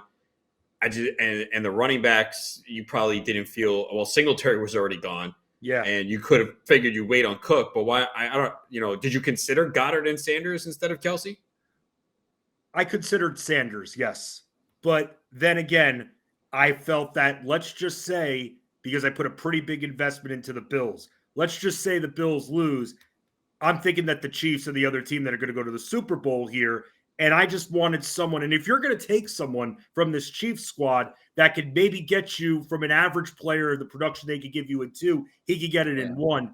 That's where I thought I'd balance it out a little bit, just in case I lost my Buffalo guys early. I don't think they're losing against Miami here. Let's just say the next round they do lose. Then, you know what? At least I know on one side I have Travis Kelsey there, because I'm thinking, obviously, at that point, that's either going to be Kansas City or Buffalo going to the Super Bowl. You do realize Travis Kelsey has not scored in 6 straight games, right? Yeah, but you know what? Okay. He's there to playoff here, so who's he going to rely on here? So you know what? No, I know. I'm just messing around. And Mecole Hardman is coming back, so watch out. Oh, good point. And Kadarius Toney's emerging. And MVS can drop passes. Let me ask you guys this: what would you have said instead of Rashad White if I took Kenneth Gainwell as my second running back? I would have preferred it, to be honest. I thought about it. That was a tough decision for me because of what you said, Roan. They use them at the goal line sometimes, and as long as the Eagles don't play the Giants, you don't have to worry about Boston Scott. Every time, like that's 10 straight times now, 10 right? touchdowns. I think it's 10 out of 17 in his career have been against the Giants. It's not the Mara family that owns the Giants. It's Boston Scott. That's who owns the Giants right there. Okay, Justin, good stuff. We did learn tonight that Felix, I think Felix is with us, that you guys both share, I don't know, you lean the same direction when it comes to filling up your belly. You guys are steak guys at Waffle House. So I don't know, Felix, let's bring you on, and maybe you and maybe Adam, I don't know, maybe we should just get out of the way and let Felix, let me ask Felix something first. Waffle House. Let me ask Felix something first. Now, it sounds like you're a veteran of the Waffle House. The first time you went to the Waffle House, what did you get? Well, my Waffle House doubles as a daycare over here in Louisville, Kentucky. So but yes, I am a T-bone. I am a T-bone double hash brown smothered and covered. And Ron, it's just for you. If you want to get on this is steak talk now. If you're ever in Louisville, Kentucky for the Derby or what have you, I want you to head to the track. I want you to go to Gate 10, Matt Wynn Steakhouse, and have the ribeye there on the west end of the track. You'll enjoy it. Well, it's a steakhouse. Sure, I'm in. But see, Justin had never been to Waffle House, and we go there at midnight in Canton, Ohio. You know, the first time you're there, it's the Waffle House. Waffles, eggs, all that. He gets a steak wrap or a steak sandwich. Like, come on. So that's good, crazy. Felix. So good. Just like your Elijah Mitchell pick. T-bone medium. T-bone medium. That's not what he got, though. You didn't get a T-bone medium. Hey, man, I got the steak, okay? You lose. All right, Ronas? For once, you lose. No, I did not lose. But Felix, man, are you playing possum here with everyone? You're like, I don't know what I'm doing several times. I love what you did here. So you're just messing and getting people's heads, right? You knew what you were doing, right? My focus in this draft was on teams, not players. And so I agree with you. You know, when we got that Deebo Samuel over Travis Kelce pick, I could have taken Travis Kelce there. But I just think that the 49ers are going to be in the Super Bowl. Now, think about this. You know, we had Tom Brady, a 6th-round draft pick. Now we have Brock Purdy, Mr. Irrelevant, a 7th-round draft pick, playing for Tom Brady's childhood team. It's almost like Brock Purdy is Tom Brady reincarnated now playing for the San Francisco 49ers team. So this team can beat you in so many ways. They can score 35 and beat you that way. If you want to play the 20-15 game, they can do that too. And quite frankly, I think that the Eagles, who have faltered down here late, they haven't been as good as they've kind of peaked early. The 49ers could be in the NFC Championship game at home. And you know how these defenses get when they got the crowds rocking behind them, and we got Nick Bosa out there rushing the passer. I think my favorite pick, I like the Elijah Mitchell pick. My favorite pick was the 49ers defense, because in that type of atmosphere, you get punt returns for touchdowns. You get interceptions returned for touchdowns. You get sack fumbles returned for touchdowns. And so I think that this 49ers defense is going to score some points for me. You know, the other thing with your team, you know, we all like to sit here and think, oh, this is how the games are going to go. This team wins, that team wins, everything goes perfectly. It rarely, if ever, works that way. And what you've got with your team is, even if your guys are upset, they can put up big efforts. Like if the Chiefs lose, I feel good about Pat Mahomes putting up big numbers regardless. Same for Deebo Samuel, the 49ers D, Zeke. I mean, Zeke gets a touchdown every game, win or lose. Elijah Mitchell, Dalton Schultz, even McPherson. Like that's one thing that you do have here, Felix, is guys that if there's an upset, you know, everybody's going to have upsets. Everybody's going to get one game out of a guy they thought they were getting 3. But if your one game is a good one, which it would be with Mahomes, I would think, you still get those points. So you got the best players if you didn't build like the best stacks in this draft. I tell you what, I was most upset when Corey took James Cook, because I thought James Cook was going to fall. I thought that people were going to forget.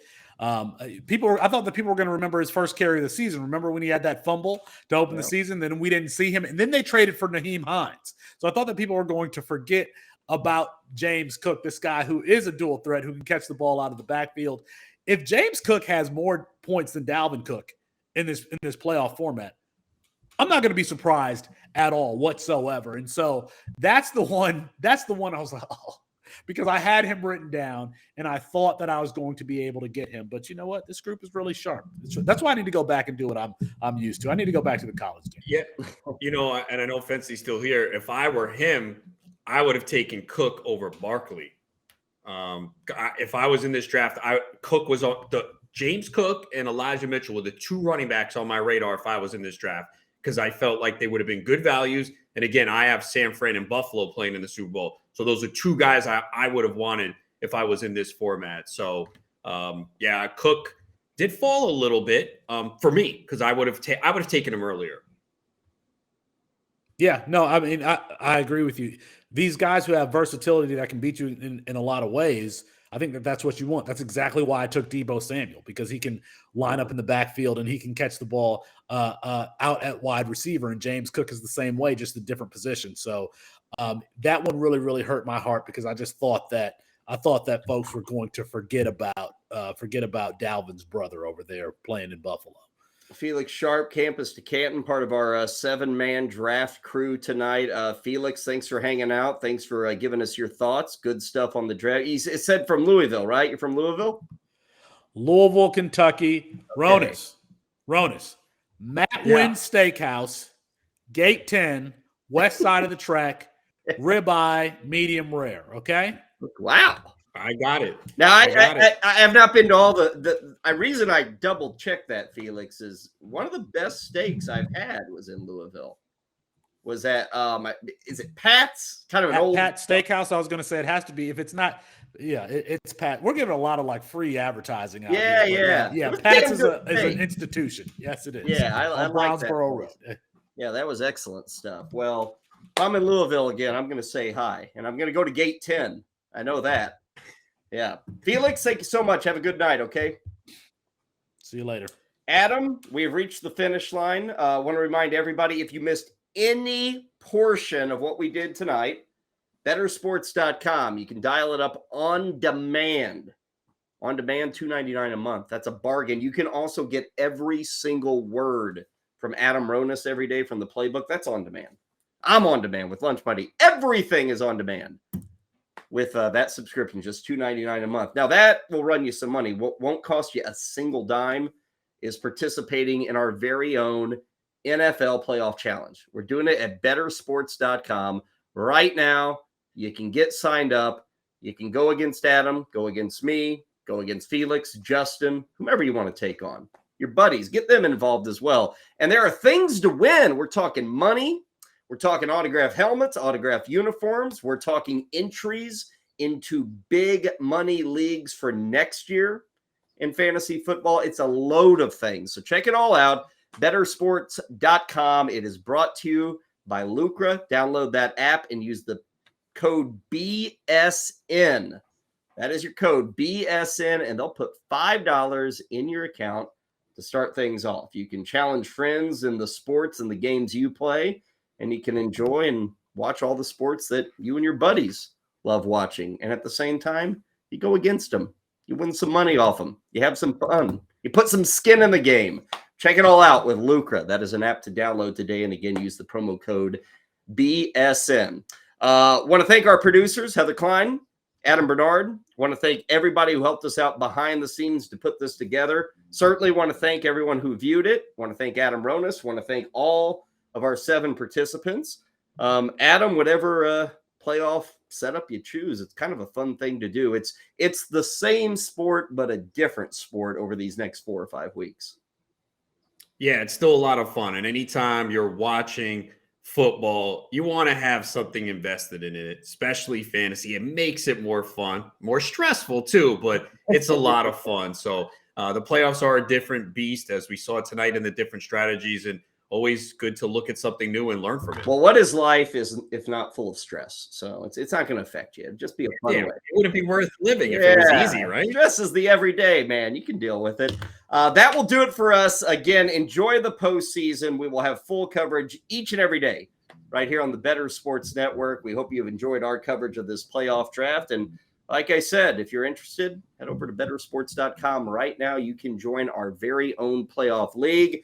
I'm Kyle Elfrink. He is Adam Ronas. For our producers, Heather Klein and Adam Bernard, as well as everybody else here at the Bettor Sports Network. We bid you adieu, and we'll see you on the flip side right here at BSN.